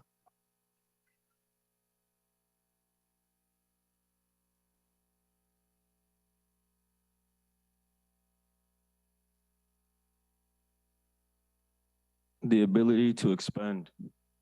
I want to talk about the concept of the ability to expand. What I would like to fund is a new program called Core Resources to try to tackle the Human Resource Act. The Human Resource Act literally deprives us every day. The only reason why we see people outside smoking blues in front of companies and businesses is because of our lack of ability to expand. I'd like to go to places like Apple, Amazon, and ask for the ability to expand. Your company has had the ability to expand. What about us? Why do we not have the ability to expand? I've actually wanted to focus on human resources as a way to discuss deprivation. But why discuss deprivation and keep asking for funding all the time from these companies? I would like to increase the ability to expend. Core Resources is a program that actually funds that, the ability to expend. How do you have human resources and there's not enough workers out here to actually give us the ability to expend? Apple, Amazon, all these companies would like clean streets as well. So I'm asking you guys to give us the ability to expand core resources. Thank you. We'll now move back to the remote public commenters. And the first person up is Jim Bernthal. And Madam Clerk, I'm looking at the remaining time and we have about 25 people left to speak on the online forum. So at this point, I will be asking folks to do 1 minute so we can hear everybody before the 11:30 deadline. So 1 minute for public comment. And thanks again. You can always send us the remainder of your comments at council@seattle.gov. Please go ahead, Jim. Hi, my name is Jim Bernthal. I'm a long-term resident of District 2, Councilmember Morales' district. I'm here to speak in favor of the solidarity budget, and in particular, Council Morales' amendment for funding a municipal housing program. I see it all around me in my neighborhood. Rents are skyrocketing and landlords choosing to allow more units to sit vacant just in order to charge higher rents. We need badly to increase the amount of permanent affordable housing by creating publicly owned and permanently affordable housing. City Council needs to create a municipal housing program and fund green building certification, as well as green building apprenticeships. I also want to speak strongly in favor of Council Morales' amendment because it helps people to avoid evictions and homelessness. Skyrocketing rents are invariably followed by a wave of evictions. It's really important to allow people to stay in their homes. Thank you for your time and attention. Thank you. Our next speaker is Castile Hightower, followed by Acacia Corson. In 2020, we saw a mass movement erupt across this country calling for an end to police violence and justice for its victims, as thousands of peaceful protesters filled Seattle streets in 2020, protesting against police violence. They themselves became victims of police brutality, and like many impacted families, were forced to navigate a hostile system that lost, minimized, and dismissed their complaints, all without a right or process of appeal, creating yet another layer of bureaucratic trauma in fighting for justice and accountability. While the officers are backed by millions, defending and justifying their actions, we are only given a broken accountability system and hashtags, and the violence continues. The time is far overdue in creating an office independent of the police, specifically for victims of police violence, and holding the city accountable for the harms and its policies are allowed to continue. Thank you to the council members for introducing, Councilmember Mosqueda for introducing the Affected Persons Program, Item 132, Amendment SPD 101B. And thank you to the council members for publicly and privately supporting this. It is a vital step in addressing the continued harms that has been perpetuated by the city policies and its employees. Also, I am against ShotSpotter, and I support Agenda Item 141 SPD 904. Thank you. Our next speaker is Acacia Corson, followed by BJ Last. Hello, I'm Acacia Corson, owner and creator of Better Body and the Self-Care Square, a business that is part of the Seattle Restored's commercial affordability program, asking you to vote no on reducing funds for said program by $1.5 million. While opening a brick and mortar and storefront was always one of our goals, it was far off in the distance as funding and other resources to secure it was out of reach for us. When we started working with Seattle Restored and the property management teams that were provided through them, we got the opportunity to open a brick and mortar and saw a huge community impact. In short, Seattle Restored provided a platform to take our trade show retail business model and make it a community-based business model that offers retail as well. And they're very intentional on picking local small businesses that would make Seattle shine. And upon our placement, we put our ear to the streets and observed what was going on around us. And there are more vacant commercial spaces and open businesses. And since our opening, all visitors have spoken in their Starbucks community and are glad to finally see something going on in the neighborhood. They're building community with one another, and Seattle Restored's commercial. Thank you. BJ Last is up, followed by Austin Price. Hello, my name is BJ Lass. I'm a Ballard resident. I support the Solidarity budget. Council should keep the Parking Enforcement Unit in SDOT and reject Councilmember Strauss's amendment to move it back to SPD. Moving the PEU back to SPD is a mess. Step backwards, moving the city back towards a purely punitive ticketing approach to curb space management instead of leaving the PEU in SDOT, where it can work on alternative approaches and more closely collaborate with the department that actually manages Seattle's roads, walkways, sidewalks, and bike lanes. Councilmember Strauss's amendment would also give SPD $1.5 million for an advertising campaign and give Seattle Parks $1 million for anti-homelessness activation programming in a park that's currently take $1 million to take down a fence and activate a park. Council members voting for this spending while cutting funding for food security, ADA compliance in parks, sidewalk maintenance, eviction prevention and defense, Vision Zero investments in District 2, the area of the city that sees the majority of pedestrian and cyclist traffic fatalities, will make it clear who in Seattle they feel accountable. Thank you. Our next speaker is Marty Jackson, followed by Brian Myers. Thank you for your support of the Seattle Community Safety Initiative. My name is Marty Jackson. I'm asking for your continued support of this funding. This collaboration includes Urban Family, Boys and Girls Clubs of King County, YMCA, and community passageways. We have provided neighborhood and school safety in Southeast Seattle, Central District, and West Seattle. We have prevented a number of potential critical incidents and have intervened and de-escalated a number of incidents. I'm also asking for your support for the amendment sponsored by Councilmember Morales to provide inflationary parity to the Render Beach A Beautiful Safe Place for Youth initiative. We have been operating since 2015, and as a result of the non-arrest interventions that we've implemented in the Rainier Beach neighborhood, violent crime has been down 30% in our neighborhood. I'm also asking that you not support the ShotSpotter technology, as it does not result in reductions in violent crimes, and it exacerbates the disproportionate policing of communities of color. There are many cities that have stopped using ShotSpotter because of its ineffectiveness. Thank you. Thank you. Our next speaker is Brian Myers, followed by Kevin Vitz-Wong.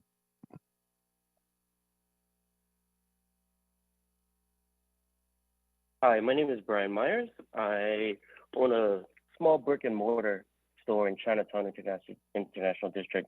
I am asking that we do not reduce the commercial affordability program. My business and my family's business has created a small little store here in Chinatown, and we really need these commercial affordability programs for us to like stay afloat so that we don't get displaced. And we're talking about equity, and we're talking about how businesses like our own need to survive in Chinatown while we have Amazon and other international corporations coming in and being able to like clear us out and make it so we don't have a home. We really need commercial affordability, and as much as we need music and things like that, and we appreciate all that you guys are doing. Thank you very much. Thank you. Our next speaker is Kevin Vitz-Wong, followed by Yvette Dinish. Hi, I'm Kevin. I'm an educator and renter in the CD, and I'm calling to urge all Democrats in the City Council to vote yes on the proposal of the People's Budget and Socialist Councilmember Shama Sawant in rejecting an austerity budget and increasing the Amazon tax by $140 million so that the richest in our city pay for the economic crisis and recession.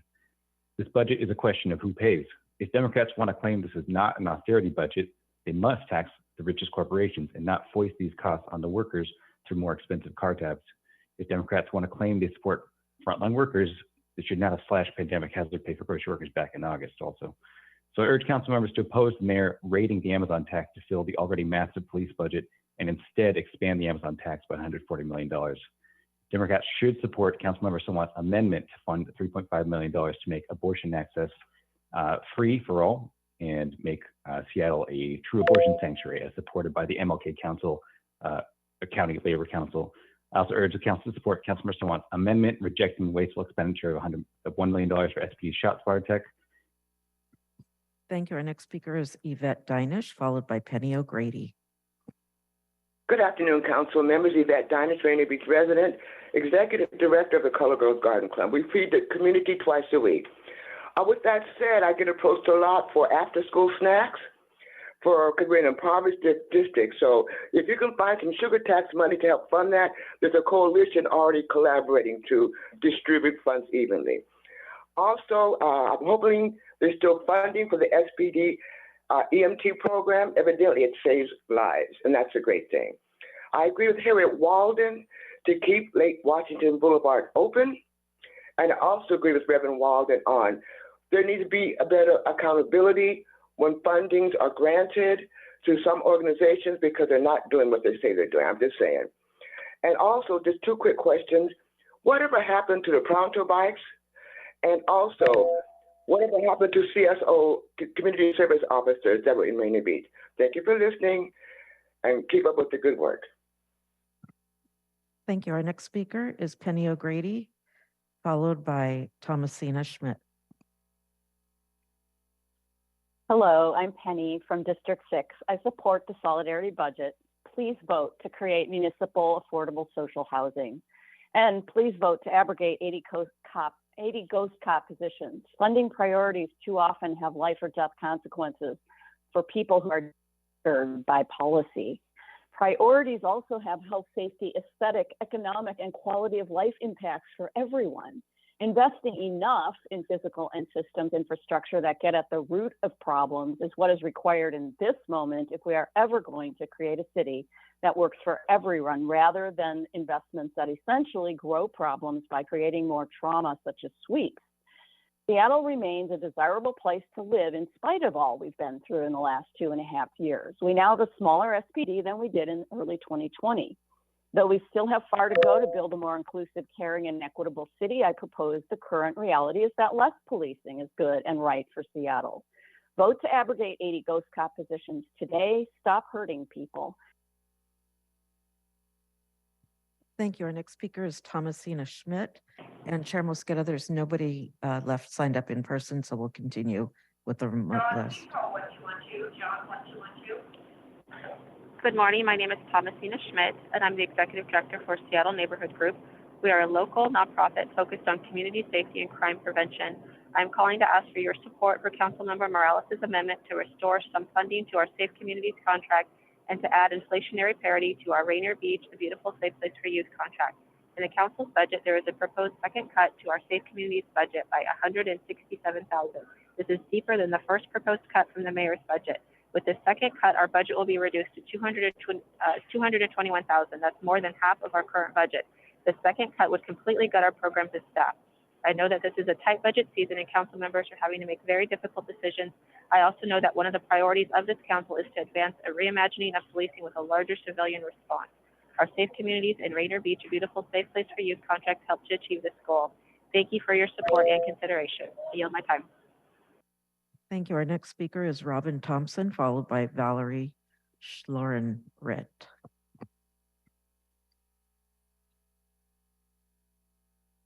Hi, good morning. My name is Robin Thompson. I am a renter in District 2, speaking today in support of the People's Solidarity budget. I urge my own district council member, Tammy Morales, and other Democratic council members to vote yes on the proposal from Councilmember Sawant to make this big business pay for the crisis fund, free abortion, and support working people. Reject the austerity budget. Do not draw any of the budget away from human services funds. Please also back the approved funding for Clean Greens Farm and Market, who provides free healthy food to low-income people. Please fund the Northwest African American Museum, especially at a time when areas in this country are aiming for erasure of actual history. And when we know the history of racism in Seattle, redlining, incarceration, and widening net worth gaps for Black households, the city needs to work toward equity and has a long ways to go. Fund Clean Greens. Do not give any more money to SPD. Please stop homeless sweeps, fund actual solutions, affordable housing, emergency shelter. Thank you. Our next speaker is Valerie Schloret, followed by Amaritha Torres. Good morning, council members. Item 132 adds $50,000 to examine creating an affected persons program, APP, a small budget item, but a big opportunity. It would convene a work group to look at all aspects of a program to offer assistance to families and survivors in cases where police use of force or violence is under investigation. This service should be independent from the city's police accountability system and should examine a right of appeal for OPA findings. Families and survivors of police violence are largely ignored by our accountability system, but every death or injury has a devastating ripple effect. Recognizing that is central to true accountability. So please approve the budget for an affected persons program and support item 141, removing $1 million a year from the police budget through ShotSpotter. Thank you. Thank you. Our next speaker is Amarithia Torres, followed by Ricole Jones. Good morning, council members. My name is Amarithia Torres. I live in District 2, and I'm speaking on behalf of the Coalition Ending Gender-Based Violence. I'm here today to share appreciation for all the council members who supported preserving the full inflationary adjustment for human services contracts, especially Councilmembers Mosqueda and Herbold for your leadership in this area and for speaking at the rally on the 8th. It's also great to see support for food banks, access to reproductive care, and affordable housing. Gender-based violence survivors certainly rely on these supports as they heal from the impacts of abuse. However, we were disappointed to see that survivor-driven advocacy to survivors of gender-based violence was not funded. Survivors are still out here surviving. Survivors deserve to have their courageous disclosures of abuse met with a robust network of well-resourced advocates they can call upon when they need help. We will continue to advocate for the needs of survivors and more sustainable funding for our work. We look forward to working with you all towards that goal. Thank you again to the council for all your effort in this budget process and for the time to speak to you today. Thank you. Our next speaker is Ricole Jones, followed by Reverend Robert Jeffrey. Hello, I'm here to support and show appreciation for the mayor's inclusion of the budget for SCSI funding. We appreciate their continued support, but we are asking council at this point to please put in place the amendment for inflationary parity for Rainier Beach, a beautiful, safe place for youth funding. This is community safety that has been executed by a series of community-based organizations for a number of years, and we've seen great success to the tune of reduction of crime in the Rainier Beach area of 30%. We've seen. In addition to that, we are also asking that the ShotSpotter, not the city's budgeting. These have been inaccurate and they've been a problem for other cities, and they've removed it from the budget. Please don't put something in place we end up having to take away. Thank you. Have a good day. Thank you. I'm going to read the people that are showing as not present in case you'd like to call in before public comment ends. First, we have Alex Fay, Austin Price, Sierra Jones, Steve Williams, Michael Malini, Tanisha Scott, Richard Finley.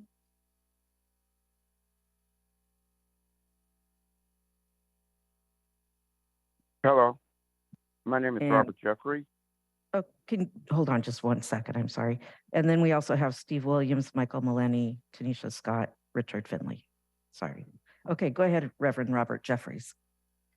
Hello, my name is Robert Jeffrey. I'm senior pastor of New Hope Missionary Baptist Church, and I'm calling in support of Councilmember Sawant's budget amendment, the people's budget, and say yes to the increase in the Amazon tax. I'm also want to support the Women in Black and support an end to the sweeps that displace and criminalize poor rather than giving assistance to those that are in desperate need. I also am calling in support of the African American Museum, Northwest African American Museum, which is doing a tremendous job in our community. And I'm also calling in support of Clean Greens, which has created a Rainbow Youth Farm this year to teach youth about how to create fresh vegetables and grow organic vegetables. Also to help give food to the most vulnerable in our community, and gateway to helping those people understand the need for community food systems. Thank you. Thank you. Our next speaker is James Mild, followed by Lanisha DeBard-Delabin.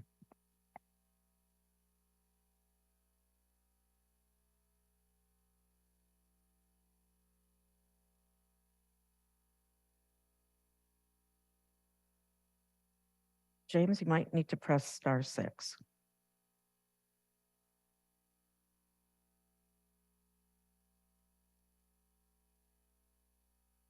Greetings.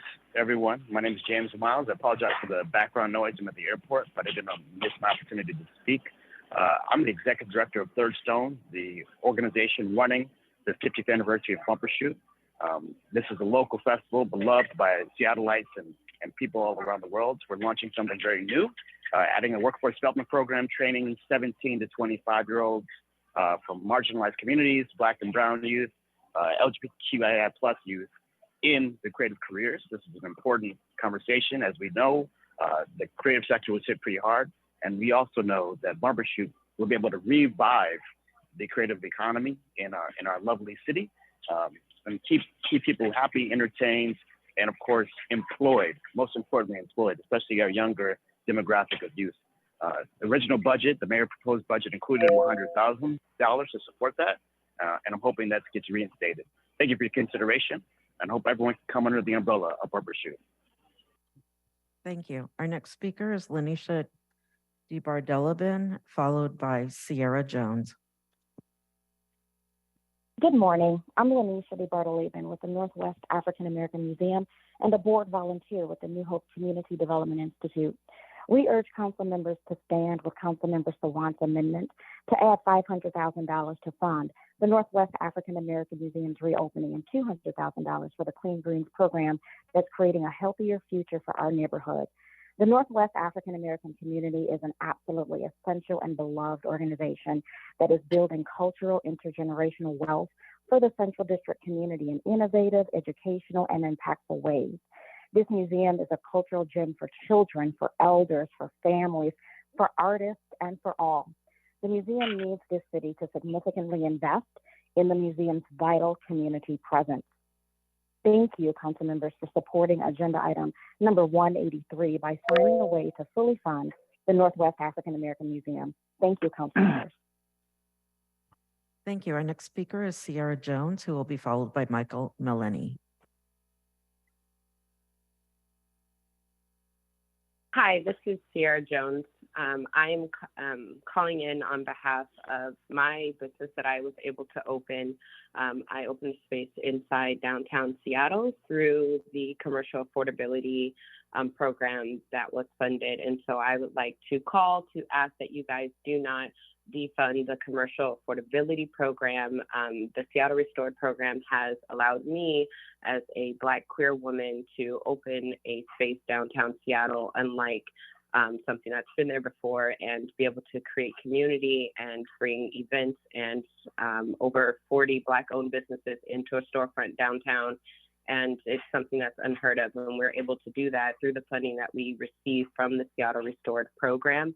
And this type of program removes barriers for a lot of small business owners to be able to open spaces. And so I urge you to not defund or reduce funding for the commercial affordability program. Thank you. Thank you. Our last speaker is Michael Meleni. Hi, my name is Michael Meleni. I'm a renter in District 3, calling in support for a few items outlined in the Solidarity budget, including keeping parking enforcement within SDOT and out of SPT, support for the amendments removing the 80 ghost cop positions that are proposed, and keeping ShotSpotter out of Seattle. Also support all cuts to SPD, including cuts for an advertising campaign, new guns, and retention bonuses, and support pedestrian and bike improvements where they're needed most. Additionally, Jumpstart funds should be kept for their intended use, and I hope the council will vote yes on Councilmember Morales' amendments for funding for a municipal housing program, as well as Councilmember Stroud's amendments to raise emergency food funds. Additionally, I support Councilmember Sawant's proposed $140 million budget add to the Amazon tax. Thank you. Thank you. And that concludes the signed up remote speakers. Thank you very much, Madam Clerk. Thank you very much, Madam Clerk. Thanks again to everyone who dialed in and provided public comment over our last 3 public hearings and now 9 committee meetings. This does allow for us to move on with other items on the agenda. The first item on the agenda is the voting process and overview. I want to thank all of the folks who provided public comment today, members of the community, for your feedback. This has informed the balancing package that was presented. It also has inform the proposed amendments that council members have put forward for today's consideration. A quick orientation to the agenda in front of us.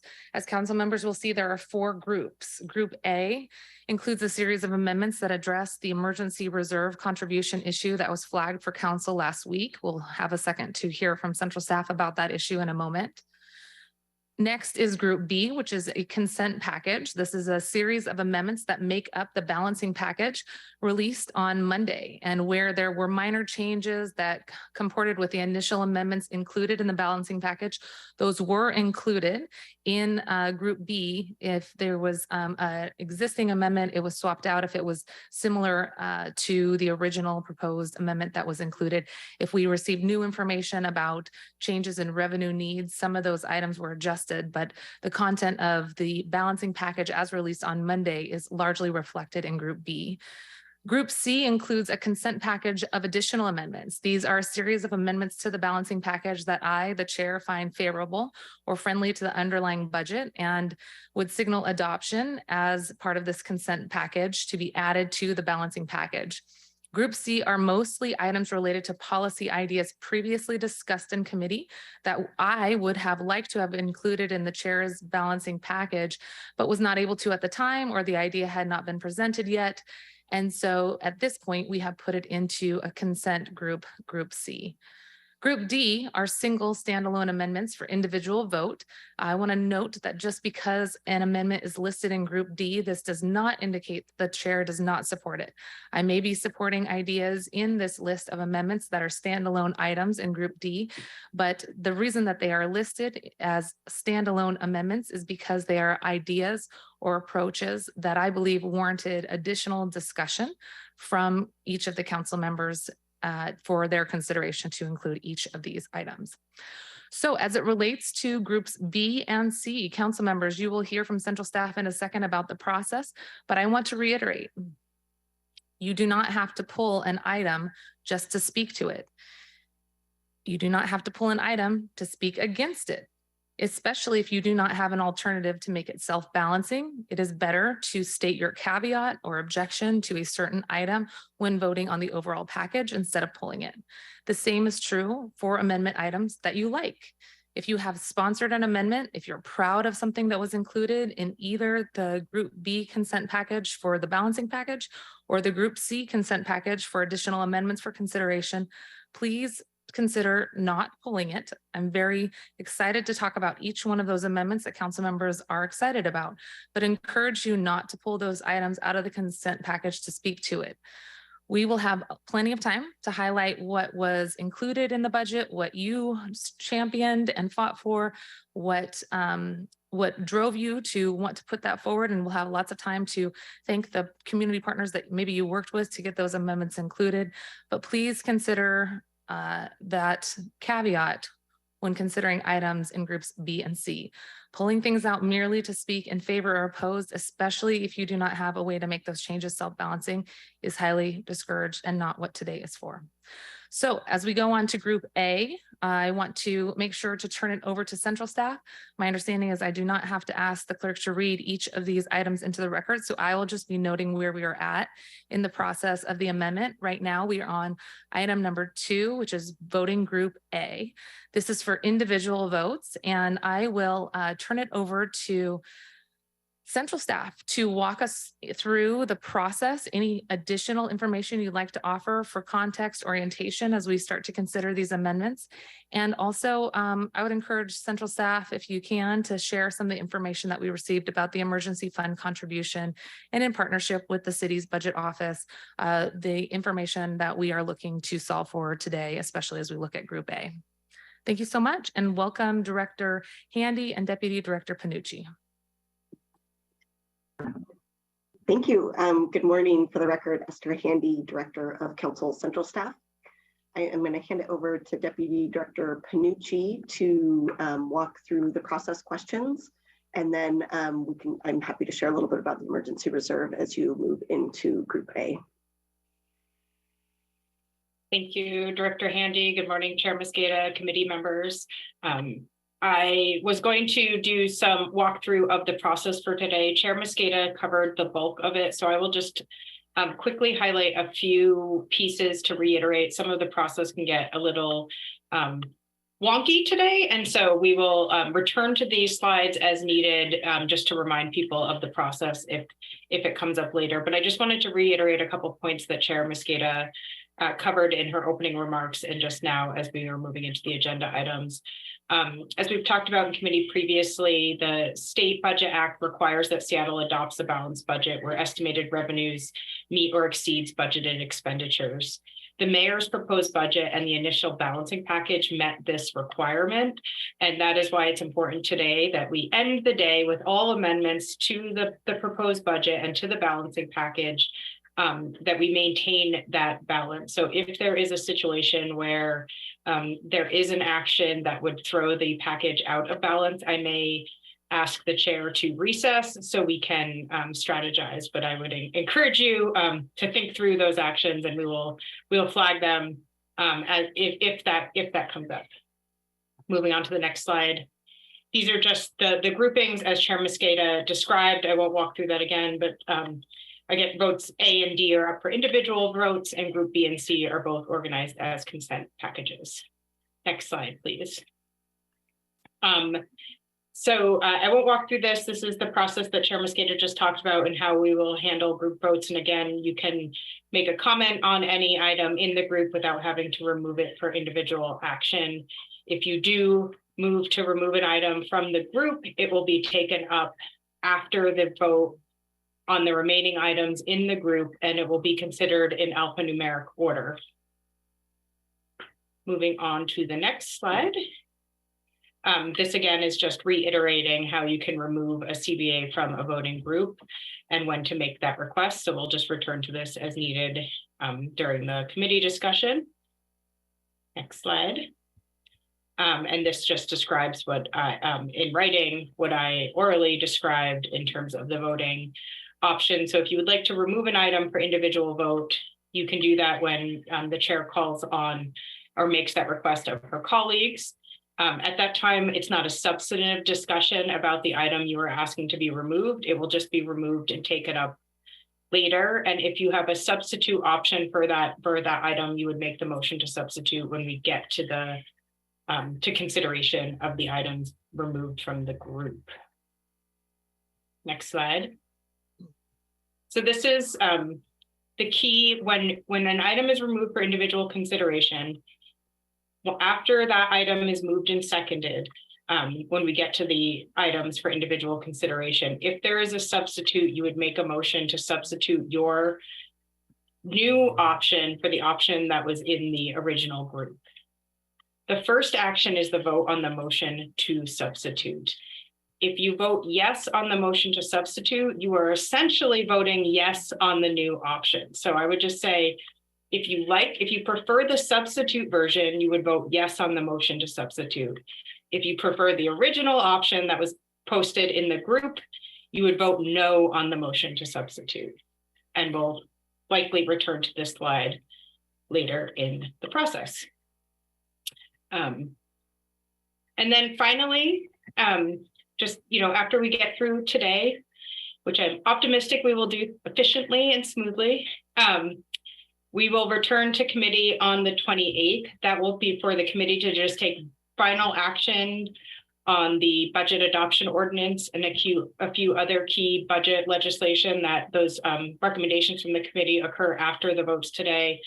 And there may be some technical corrections that we bring before the committee just to make sure that everything is tight before you take final action on the 29th.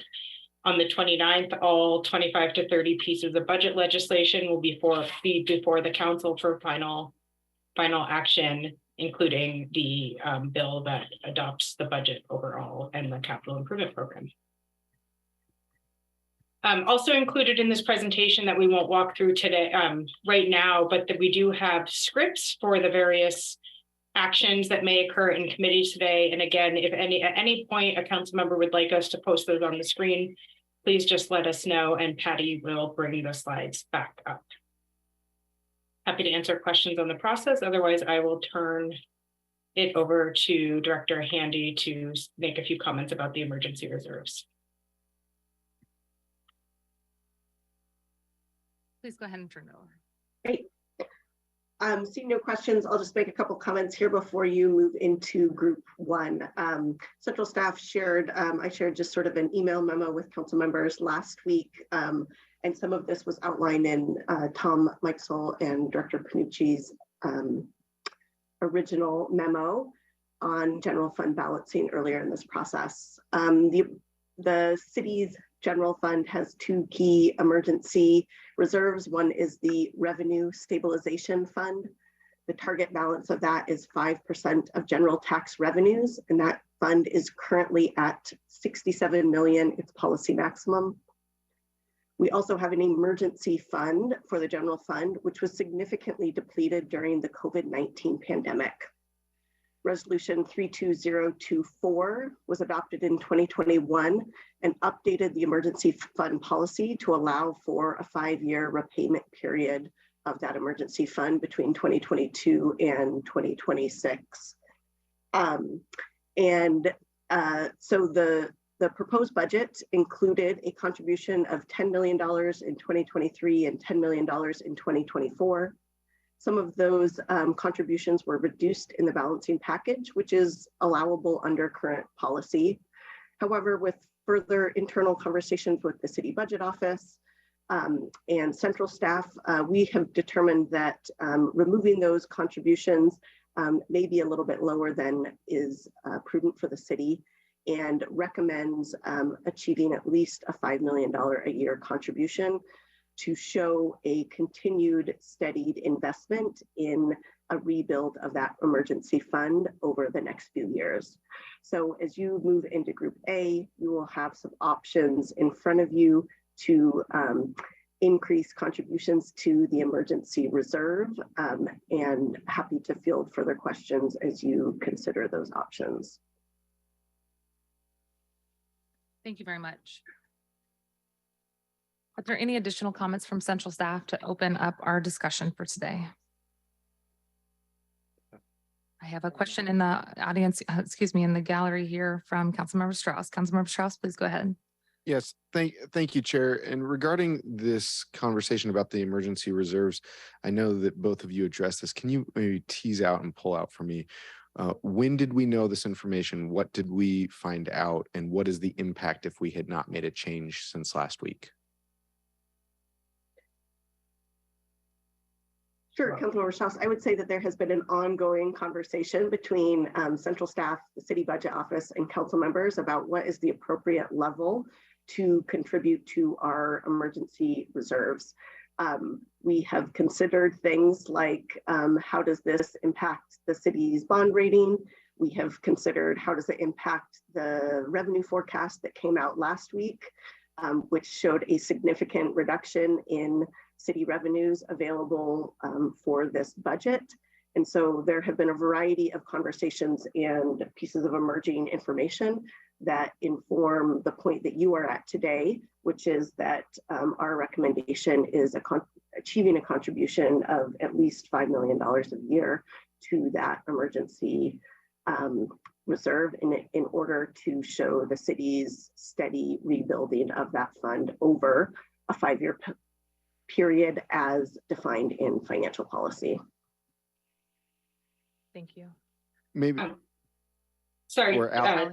Yeah, I would just add to that, that I want to be clear that the initial package was consistent with the current financial policies for the city related to the emergency fund, as Director Handy highlighted, through additional conversations with CBO and all of you and others within the city family, and given the economic forecast and all of that, it is advisable to maintain or to contribute, as Director Handy described, at least 6.5 million, as we are all hearing news about, what the future economy looks like and going into a recession and those sorts of things. But I just wanted to be clear that the original package, along with this proposal, is consistent with the city's current financial policies for the emergency fund and contribution to reserves, and overall would, based on what is on the agenda, is likely to exceed that 5 million annual minimum.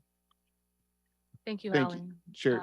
Please go ahead, Councilmember Strauss. Thank you, Chair. Maybe I'll ask you if what I am saying is correct. What I learned last week is that due to a changing economic forecast, we needed to put more dollars into our emergency fund to maintain the status that we have with our bond rating of AAA. If we had not made that change, we would be putting at risk our AAA status. Is this, and this has all been changing because of the economic forecast and many other variables. So that's the information I received. Is this also consistent with what you understand as a change from last week? Councilmember Strauss, I would describe it a little bit differently. Overall, the mayor's proposed budget proposed to contribute $10 million in 23 and $10 million in 24 to the emergency reserves. That is based on the plan that was discussed in last year's budget deliberations as well, to pay back the emergency fund based on the use of the emergency fund early during the COVID pandemic. The initial balancing package would have reduced that contribution to $1.5 million total over the biennium.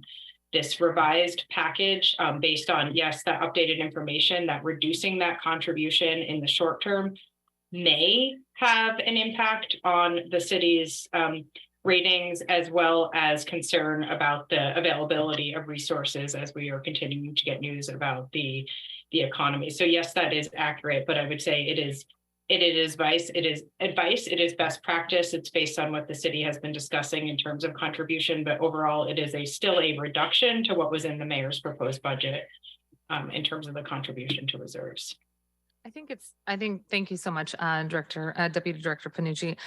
I think that it's fair to say that everybody from the CBO office to central staff, my office, we are trying to work with limited resources and recognizing that it was well within and consistent with existing policies to suspend a contribution. We made a policy choice to do that. And in the 2 to 3 days after releasing it, in good faith and in partnership with CBO, once learning that there would maybe concern, we collectively wanted to seek to close that. And there is no interest in trying to debate whether or not the worst case scenario would play out. If the suggestion is jointly that we would be best served by providing at least $5.5 million a year to the contribution, there's no questioning of the need there, I think, from council or no interest in a division of approach in terms of how to get at least 5 million into that with the executive either. Council President Juarez. Council President, you are on mute. I raised my hand. Thank you. I was chatting away and no one could hear me. I'm glad that Councilmember Strauss asked that question. I know that we had this conversation offline too, Councilmember Mosqueda, that the conversations on reducing the contribution in the short term or coming back after meeting with CBO, looking at what our exposure would be in our AAA bond rating and the capital projects that are in the queue, and coming back to at least a $5 million per year contribution. So I'm going to share what the public often doesn't always know what we have to do.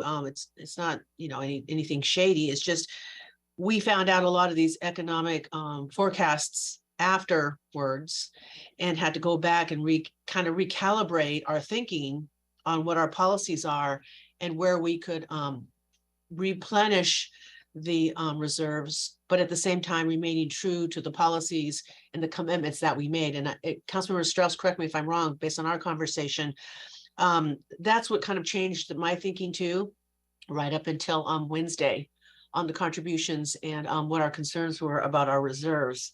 So I think what I was trying to do, and I think Councilmember Strauss can correct me if I'm wrong, I think what he was trying to do as well is kind of put into context what our fiscal thinking was and how it changed after we realized that we needed to put some money back into the reserve fund. So I just wanted to share that part of the conversations that we were having with CBO and central staff, and of course you, Madam Chair. So thank you. Excellent, thank you. And I think we're ready to move on. Councilmember Strauss, anything else? Oh, I agree with what Council President Juarez said, and just I think for the public's understanding, we continue to get updates and changes to our economic forecast. I think this information is a downstream impact from the revenue forecast. And while we thought we were in a good place a week and a half ago with this funding level, new information changes our current status, and this is where we are. And we do need to protect our AAA bond status if we want to keep our capital projects on track. Thank you, Chair. Thank you very much. Okay, colleagues, we are at Group A, and there are 3 items in this category. I want to again thank Central Staff for orienting us and getting us started on today's agenda. Central Staff, if there's nothing else from you on this item, I will go ahead and move some policies to get us going. Pausing to see if there's anything else from Central Staff in terms of orientation. Okay, excellent. So colleagues, as we were just discussing, there is an interest in addressing the contribution needs. I understand that there is an amendment in front of us that would address this contribution need, and it is an amendment to S.020B. So I will go ahead and move S.020B001. Is there a second? Second. Thank you. It's been moved and seconded. The legislation is now before us, and Councilmember Strauss, I see on the agenda here, and we understand that there is a substitute to S.020 would be your substitute, S.020C. Councilmember Strauss, would you like to move your amendment? Yes, thank you, Chair. I move to substitute S.020C in place of S.020B001. Thank you very much, Councilmember Strauss. It has been moved and seconded to substitute S.020C001 in place of S.020B001. Before the sponsor addresses this item, I am going to ask Central Staff to describe the substitute to the committee in fuller detail. Turning it back over to Central Staff if you have any additional context for us. Thank you, Chair Mosqueda. There were a number of analysts involved in drafting these amendments, so I'm going to give a high-level description of what is different in the substitute, and then if there are questions about any of the specific items included, I will ask my colleagues to jump in and answer those questions. So as was presented in committee previously, the option in the original package would have retained the city's parking enforcement unit in SDOT, would keep the base funding in SDOT for the parking enforcement officers, and would also add some additional funding to supplement the SDOT funding with some addressing the overhead issue, as well as some additional resources for the parking enforcement officers. The substitute option that Councilmember Strauss is presenting today would accept the mayor's proposal to move the city's parking enforcement unit from SDOT to SPD. So that is one of the key differences between the two options. The result of accepting that proposal would be that there's about $16.6 million of general fund over the biennium that was included in the initial package that can support other council priorities. And so instead of providing that funding to SDOT for the parking enforcement officers, this option would do the following. It would add $1 million in both 23 and $1 million in 24 to the Human Services Department for recreational vehicle parking and storage associated with non-congregate shelter. It would add $1 million in 2023 to HSD to increase funding for a contract with the Public Defender Association for the Let Everyone Advance with Dignity lead and co-lead programs. This is in addition to the $4 million over the biennium that is included in an amendment in Group B. It would add $1 million in 2023 to the Seattle Parks and Recreation Department for City Hall Park activation. This is in addition to the $1.3 million that is also included in a separate amendment in Group B from the initial package. It would add $100,000 to the Office of Economic Development to develop, in coordination with the Seattle Information Technology Department, a scope, schedule, and budget to implement a permitting portal for economic activity permits, specifically farmers markets, special events, and film permits. It would add $250,000 in 2023 to the Human Services Department for mobile advocacy services with flexible financial assistance for survivors of gender-based violence. adds $1 million in 23 and 500,000 in 24 to the Department of Transportation's Structures Major Maintenance Capital Improvement Program project. And it would add $300,000 in 2023 to the Seattle Center for the Memorial Stadium redevelopment project that would increase the cash financing available to support that program to $1 million in 2023. That's adding to funding that is also included in a separate amendment in Group B, as well as funding to issue $20 million of debt to support the capital project beginning in 24. In addition, this budget action would allow the council's budget package to transfer $6.5 million in 23 and $6.5 million in 2024 to the emergency fund. And it would allow for a couple of the proposed reductions that were included in the initial package to not move forward. So funding would be retained. That includes funding for SPD's recruitment media plan, funding for a assistant city attorney position, and funding for that would support, I think, work in the Seattle Police Department, or would be transferred to the Seattle Police Department, and would allow retaining funding for a position in the Civil Service Commissions to expand strategy and policy work. That is the key, or that is a high-level summary of that amendment. Thank you so much. Councilmember Strauss, you are recognized to speak to your amendment. Thank you. Colleagues, before you is my amendment to transfer funding of parking enforcement officers from SDOT to SPD. This move does not indicate my desire for parking enforcement officers' final home to be within SPD, and I continue to support Councilmember Mosqueda's and her work through the interdepartmental team to understand what PEOs need and what department is best for them to have their final home within. While I believe PEO civil enforcement needs to be housed outside of SPD, a few issues over the last week have led me to bring this amendment forward. The understanding we need to refill our emergency funds, as was just described, especially knowing that without doing so, every capital project in our city could have some increased exposure. The knowledge as well, the ongoing knowledge that while we have moved supervision and budget for parking enforcement officers from SPD to SDOT, the unit has remained in place in SPD for most intents and purposes.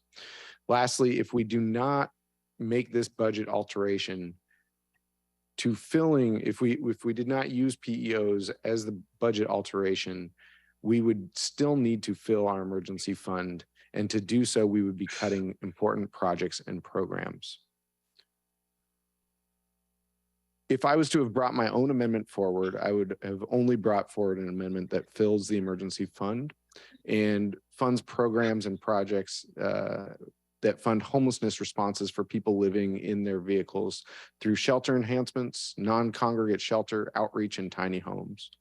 What is before you today and what I've presented before you is an amendment that includes my top priorities of refilling the emergency fund and increasing homelessness services and shelter enhancements for people living in their vehicles, and priorities I have heard from each of you during committee over the last week. While I do not believe PEO's final home should be in SPD, I do believe that this is a prudent decision at this time. Thank you, Chair. Thank you, Councilmember Strauss. Are there any additional comments? Seeing Councilmember Lewis, please go ahead. Thank you, Chair Mosqueda. I do support the amendment that's in front of the council from Councilmember Strauss and appreciate the accommodations within it that Councilmember Strauss has made for some of the other priorities on the council dais.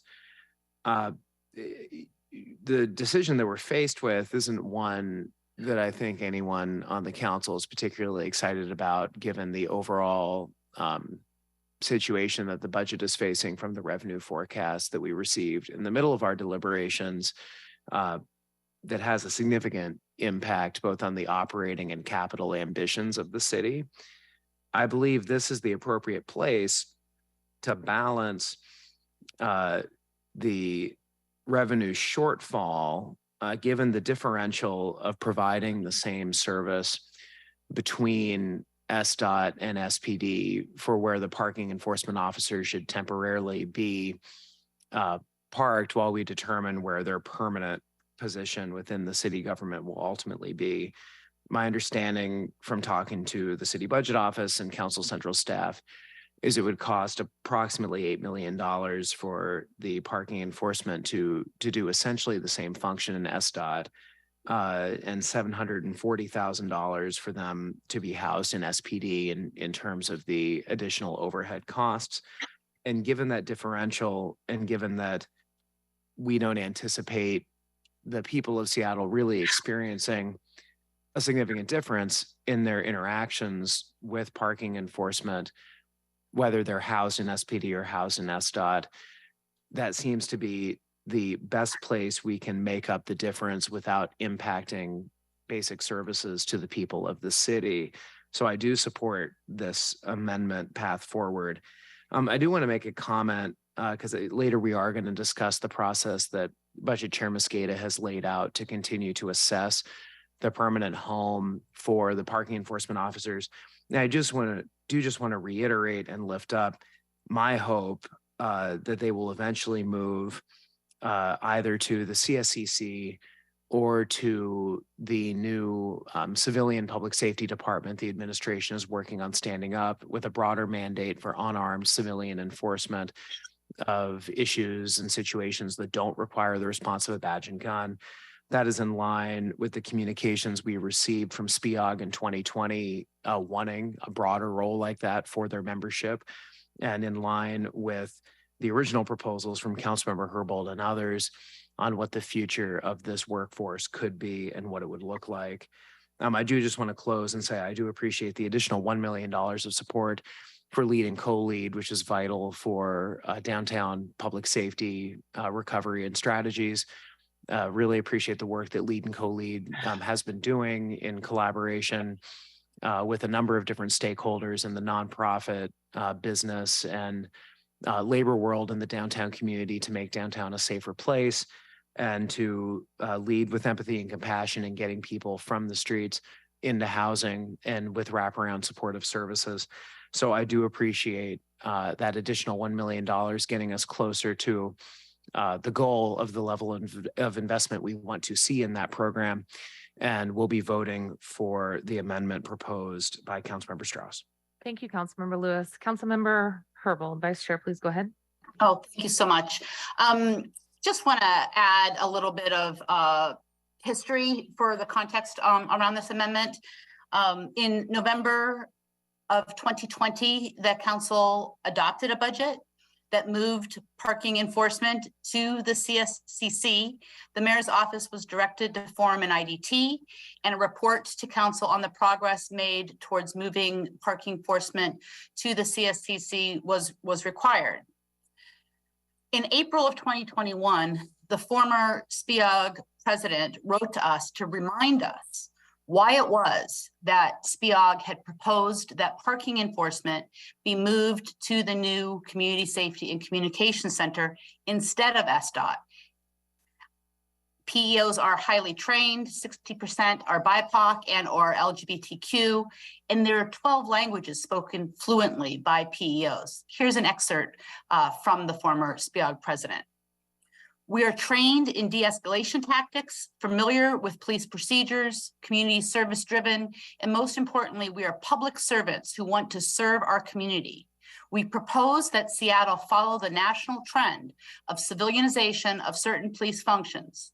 Cities such as Los Angeles, Denver, San Francisco, Eugene, and Philadelphia all have programs in place that dispatch civilians as an alternative to armed police officers. Under the CSCC, we propose to take calls that do not require an armed response, reports for minor thefts and car prowls, respond to non-injury collisions, automated enforcement such as red light and school zone cameras, and a greater role in traffic control for special events. But in April of 2021, she writes, we were shocked to learn that the mayor never planned to move parking enforcement to the CSCC. Instead, the mayor's office and SDOT continued to make extensive plans to move parking enforcement to SDOT. We, the council, were then extensively lobbied by the mayor's office and SDOT. And then last fall, we reversed course and voted against the PEO's vision of reimagined policing and moved them to SDOT. And then after we did, again, against the PEO's original proposal, the prior administration botched the transfer that they fought so hard for. It's no surprise that PEOs are now organized to get out of SDOT. They never wanted to go there in the first place. I'm voting in favor of this budget action, even though I do support the PEO vision for a civilianized role. At this point, it seems the only thing to do, given the $16 million cost over the biennium of undoing the mayor's proposal to move them back to SPD, given the fact that SPIOG has surveyed its workers and they want to return to SPD, and given that Mayor Harrell, in his budget speech, acknowledged that SPD may not be the forever home for PEOs. I look forward to learning more about the executive vision for the workforce, this workforce, who has expressed such a strong worker-driven vision for how they can best serve their community.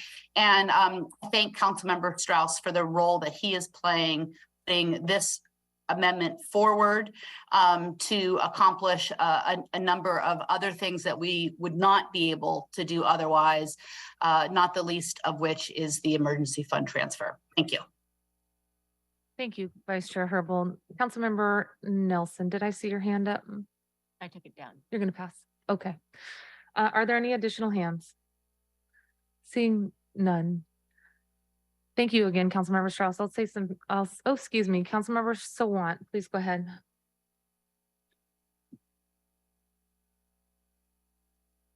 Thank you. Sorry, I didn't mean to unmute myself at that moment, but I appreciate it.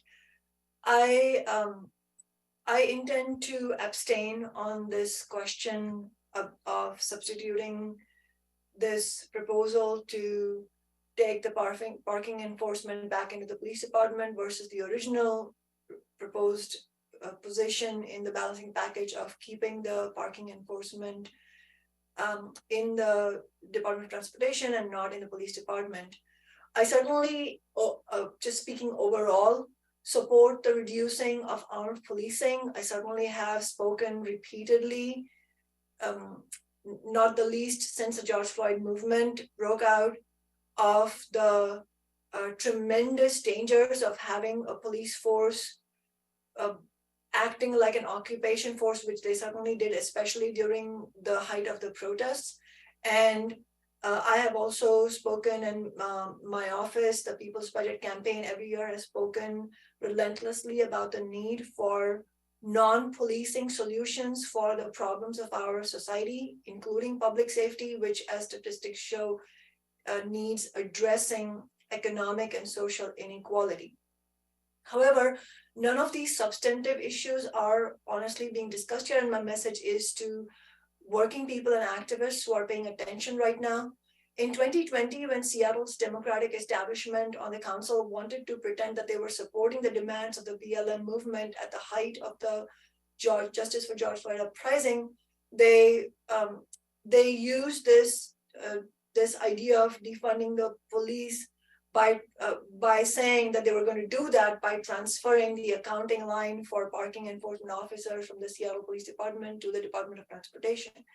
At the time, and my comments today are very consistent with what I have said since 2020, at the time I described this as an accounting trick because it had literally zero substantive impact on the essential questions of police accountability and the nature of policing in our society.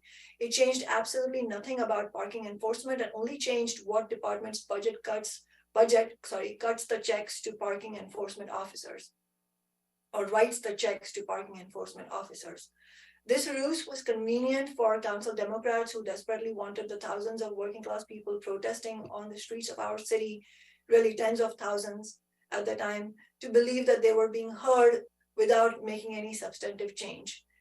Because ultimately the allegiance of the establishment is to not just the police department, but really the police department, like any other branch of the capitalist state, is serving the interests of the ruling class, the billionaires, the wealthy.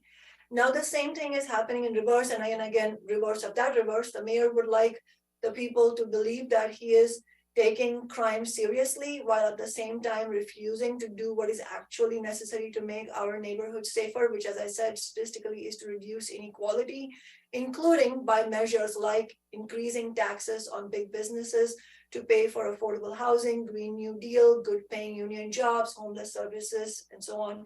And at the very least, making sure that there are no cuts relative to what services were needed compared to last year's budget. So the mayor proposes to reverse the accounting trick to claim he's refunding a police department that was never defunded in the first place. It is a debate about nothing, intentionally crafted to distract from the serious issues of inequality, police violence, police accountability, and community safety. My office will not participate in that distraction, and I will be abstaining on this and the subsequent 2 votes which are linked to this agenda item. We need an elected community oversight board that has full powers over the police department, including hiring, firing officers, subpoena powers, and issuing department policies and procedures. The other issue under discussion in relation to all of this is how to restore the city's emergency funds and how to make sure that the most essential and the bare minimum services and needs of our city's vulnerable people are funded. Later on today's agenda, a budget amendment from my office and from the People's Budget Campaign will come up for a vote, which will, if the council passes it, will restore the emergency fund and at the same time restore all the cuts in the proposed budget by increasing the big business tax rate of the Amazon tax. But I will speak to that more when it comes for a vote later in today's agenda. Thank you. Thank you, Councilmember Sawant. Councilmember Morales, please go ahead. Thank you, Chair Mosqueda. I am going to be abstaining as well in this package. I will acknowledge that we are in a very tight budget situation. We definitely need increased funding for the services that Councilmember Strauss is suggesting. But I can't in good conscience expand the footprint of SPD.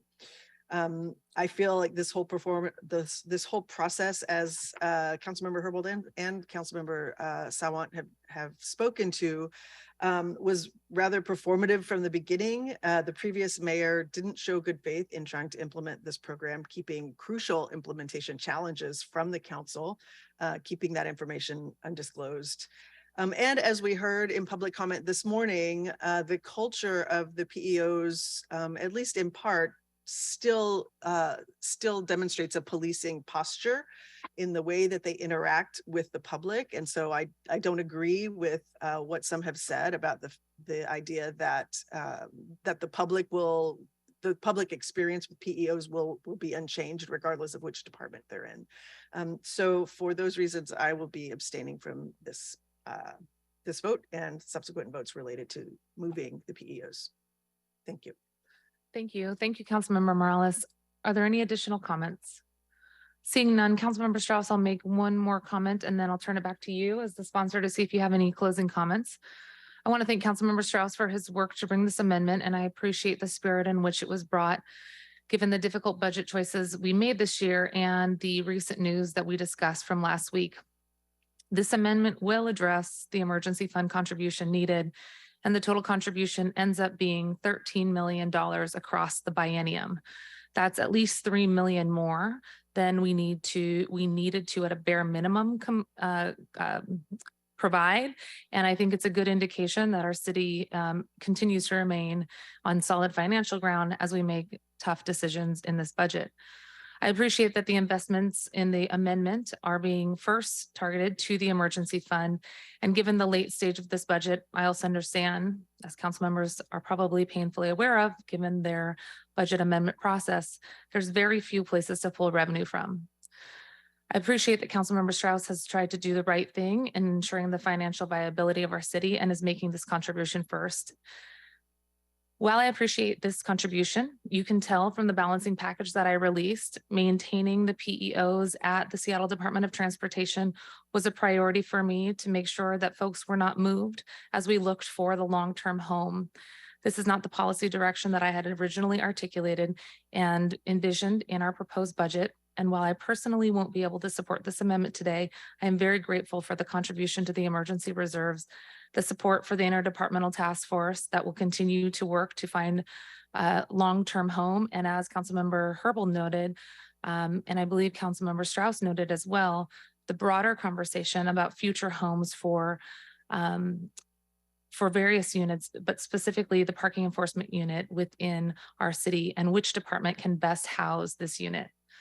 I do also think that it warrants additional security about what happened to these individuals, both the parking enforcement officers and the supervisors during their time at the Seattle Department of Transportation. And I look forward to partnering with the mayor's office, council members, community, labor, as we figure out these longer term discussions about the permanent placement. Thank you so much, Councilmember Strauss. I'm going to turn it back over to you. Thank you, Chair Mosqueda. The last thing I'll have to say is that as I have my district office at the Ballard Customer Service Center, and I get to interact with PEOs somewhat regularly. And I think it's important for us to remember in this moment that we have a lot of work to do to understand what they need as employees, on forward-facing employees on behalf of our city, what they need from their department, from their supervisors, and within their unit, and that they are not just moved around from department to department. And that is what this interdepartment task force is tasked with doing, is understanding what are their needs, what department should they be housed within, and how does their civil work complement and interface with criminal work that SPD does, that with non-criminal work, just civil service work that SDOT does, and how that all comes to play. The commercial and vehicle enforcement unit of SPD is another one that is similar to this, that has to complement between Washington State Patrol and SDOT. And there's a lot to find out. We've got a lot of work to do, Council Member Mosqueda. I'm excited for that work. And while I don't believe that the PEO's final home should be an SPD, this is absolutely a prudent move to make at this time. Thank you, Chair. Excellent. Thank you, Councilmember Strauss. Madam Clerk, will you please call the roll on the motion to adopt the substitute? Councilmember Herbold, Yes.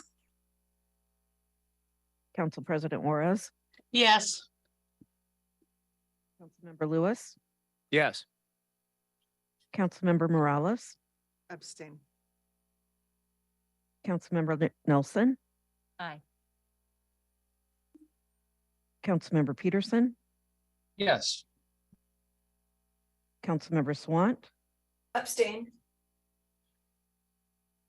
Councilmember Strauss, Yes. Chair Mosqueda. No. 6 in favor, 1 opposed, 2 abstentions. Thank you very much, Madam Clerk. The motion carries, and SDOT 202C is now before us. Are there any additional comments? I'm not seeing any additional comments. Okay. All right, Madam Clerk, could you please call the roll on the approval of SDOT 020C001? Councilmember Herbold, Oh, she's Yes. coming off mute. was that a yes? Yes. Thank you. Council President Juarez, Yes. Councilmember Lewis, Yes. Councilmember Morales, Abstain. Councilmember Nelson. Aye. Councilmember Peterson, Yes. Councilmember Sawant, Abstain. Councilmember Strauss, Yes. Chair Mosqueda. No. 6 in favor, 1 opposed, 2 abstentions. Thank you very much. The motion carries. And SDOT 020C001 is approved. That got us through the first 2 items. We are now on to item 4, which is related to the actual fund contributions. I move to approve CBA FG 901B001. Is there a second? Second. Thank you, Madam President. It has been moved and seconded to adopt CBA FG 901B001. I'm going to turn it over to central staff to walk us through this amendment, and then I will make some comments. Thank you, Chair Mosqueda. This is essentially what I described as part of SDOT 020C that was just approved by this committee.